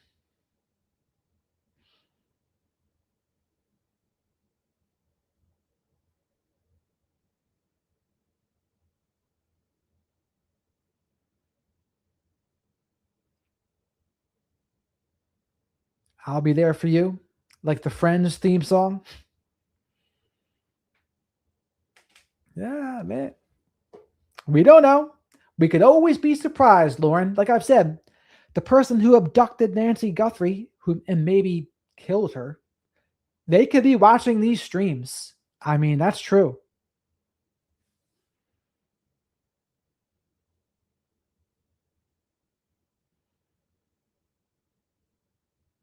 Well, we don't know which Jen you're referring to.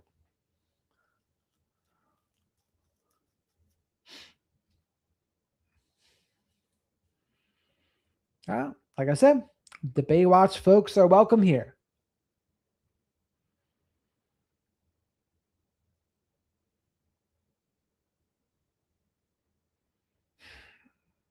Yes, Patrice, I would say that. But you notice, though, most people who get arrogant, they do get humiliated. The problem is arrogance can be, it gets rewarded. It gets rewarded. Pizza and French fries. Although I have popcorn, carrots, and orange every night.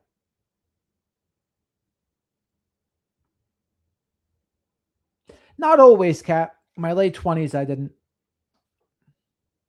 I prefer myself with a beard, though.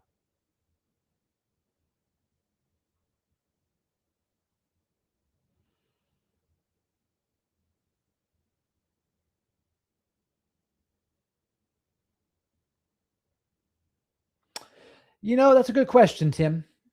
I'm not sure. I'm not sure how the News Nation team's gonna play this whole thing. I can't imagine for that much longer without any new developments. Because they're already running out. I don't know how much longer they're going to be able to swing it. A week? 2 weeks? They need some things happening. They need some big things to go on. Because now they're competing with the Iran war. So we'll have to see.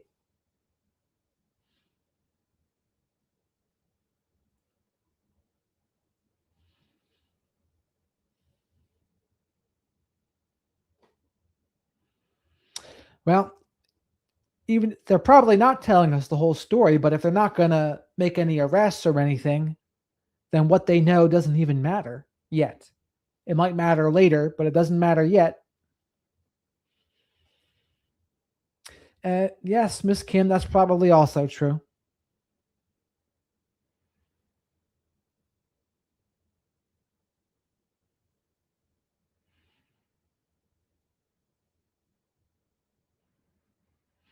But celebrities copy you and your vernacular or copy something else, your work?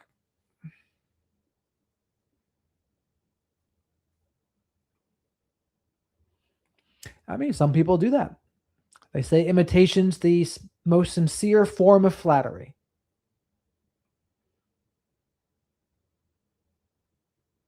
So we'll see. But all right, everybody. It's about time to wrap this up here. I'll be back again tomorrow night. We have to figure out when to start those, Kat. I'll probably give it like a day notice of those.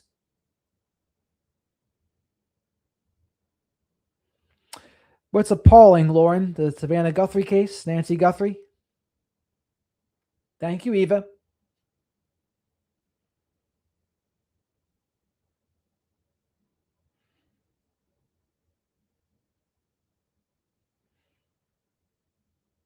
Got to rock and roll all night and party every day.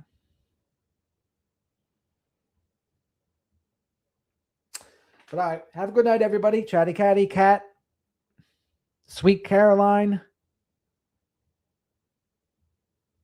Animal Mother fools me if you're a dude. Yes, put your DNA on that like button before you come out. Have a great night, Teresa, Dana, Dee, Miss Kim, Christy, Patrice. Till next time. Lauren, see you next time as well. Underdog, have a good night. Eva, good night.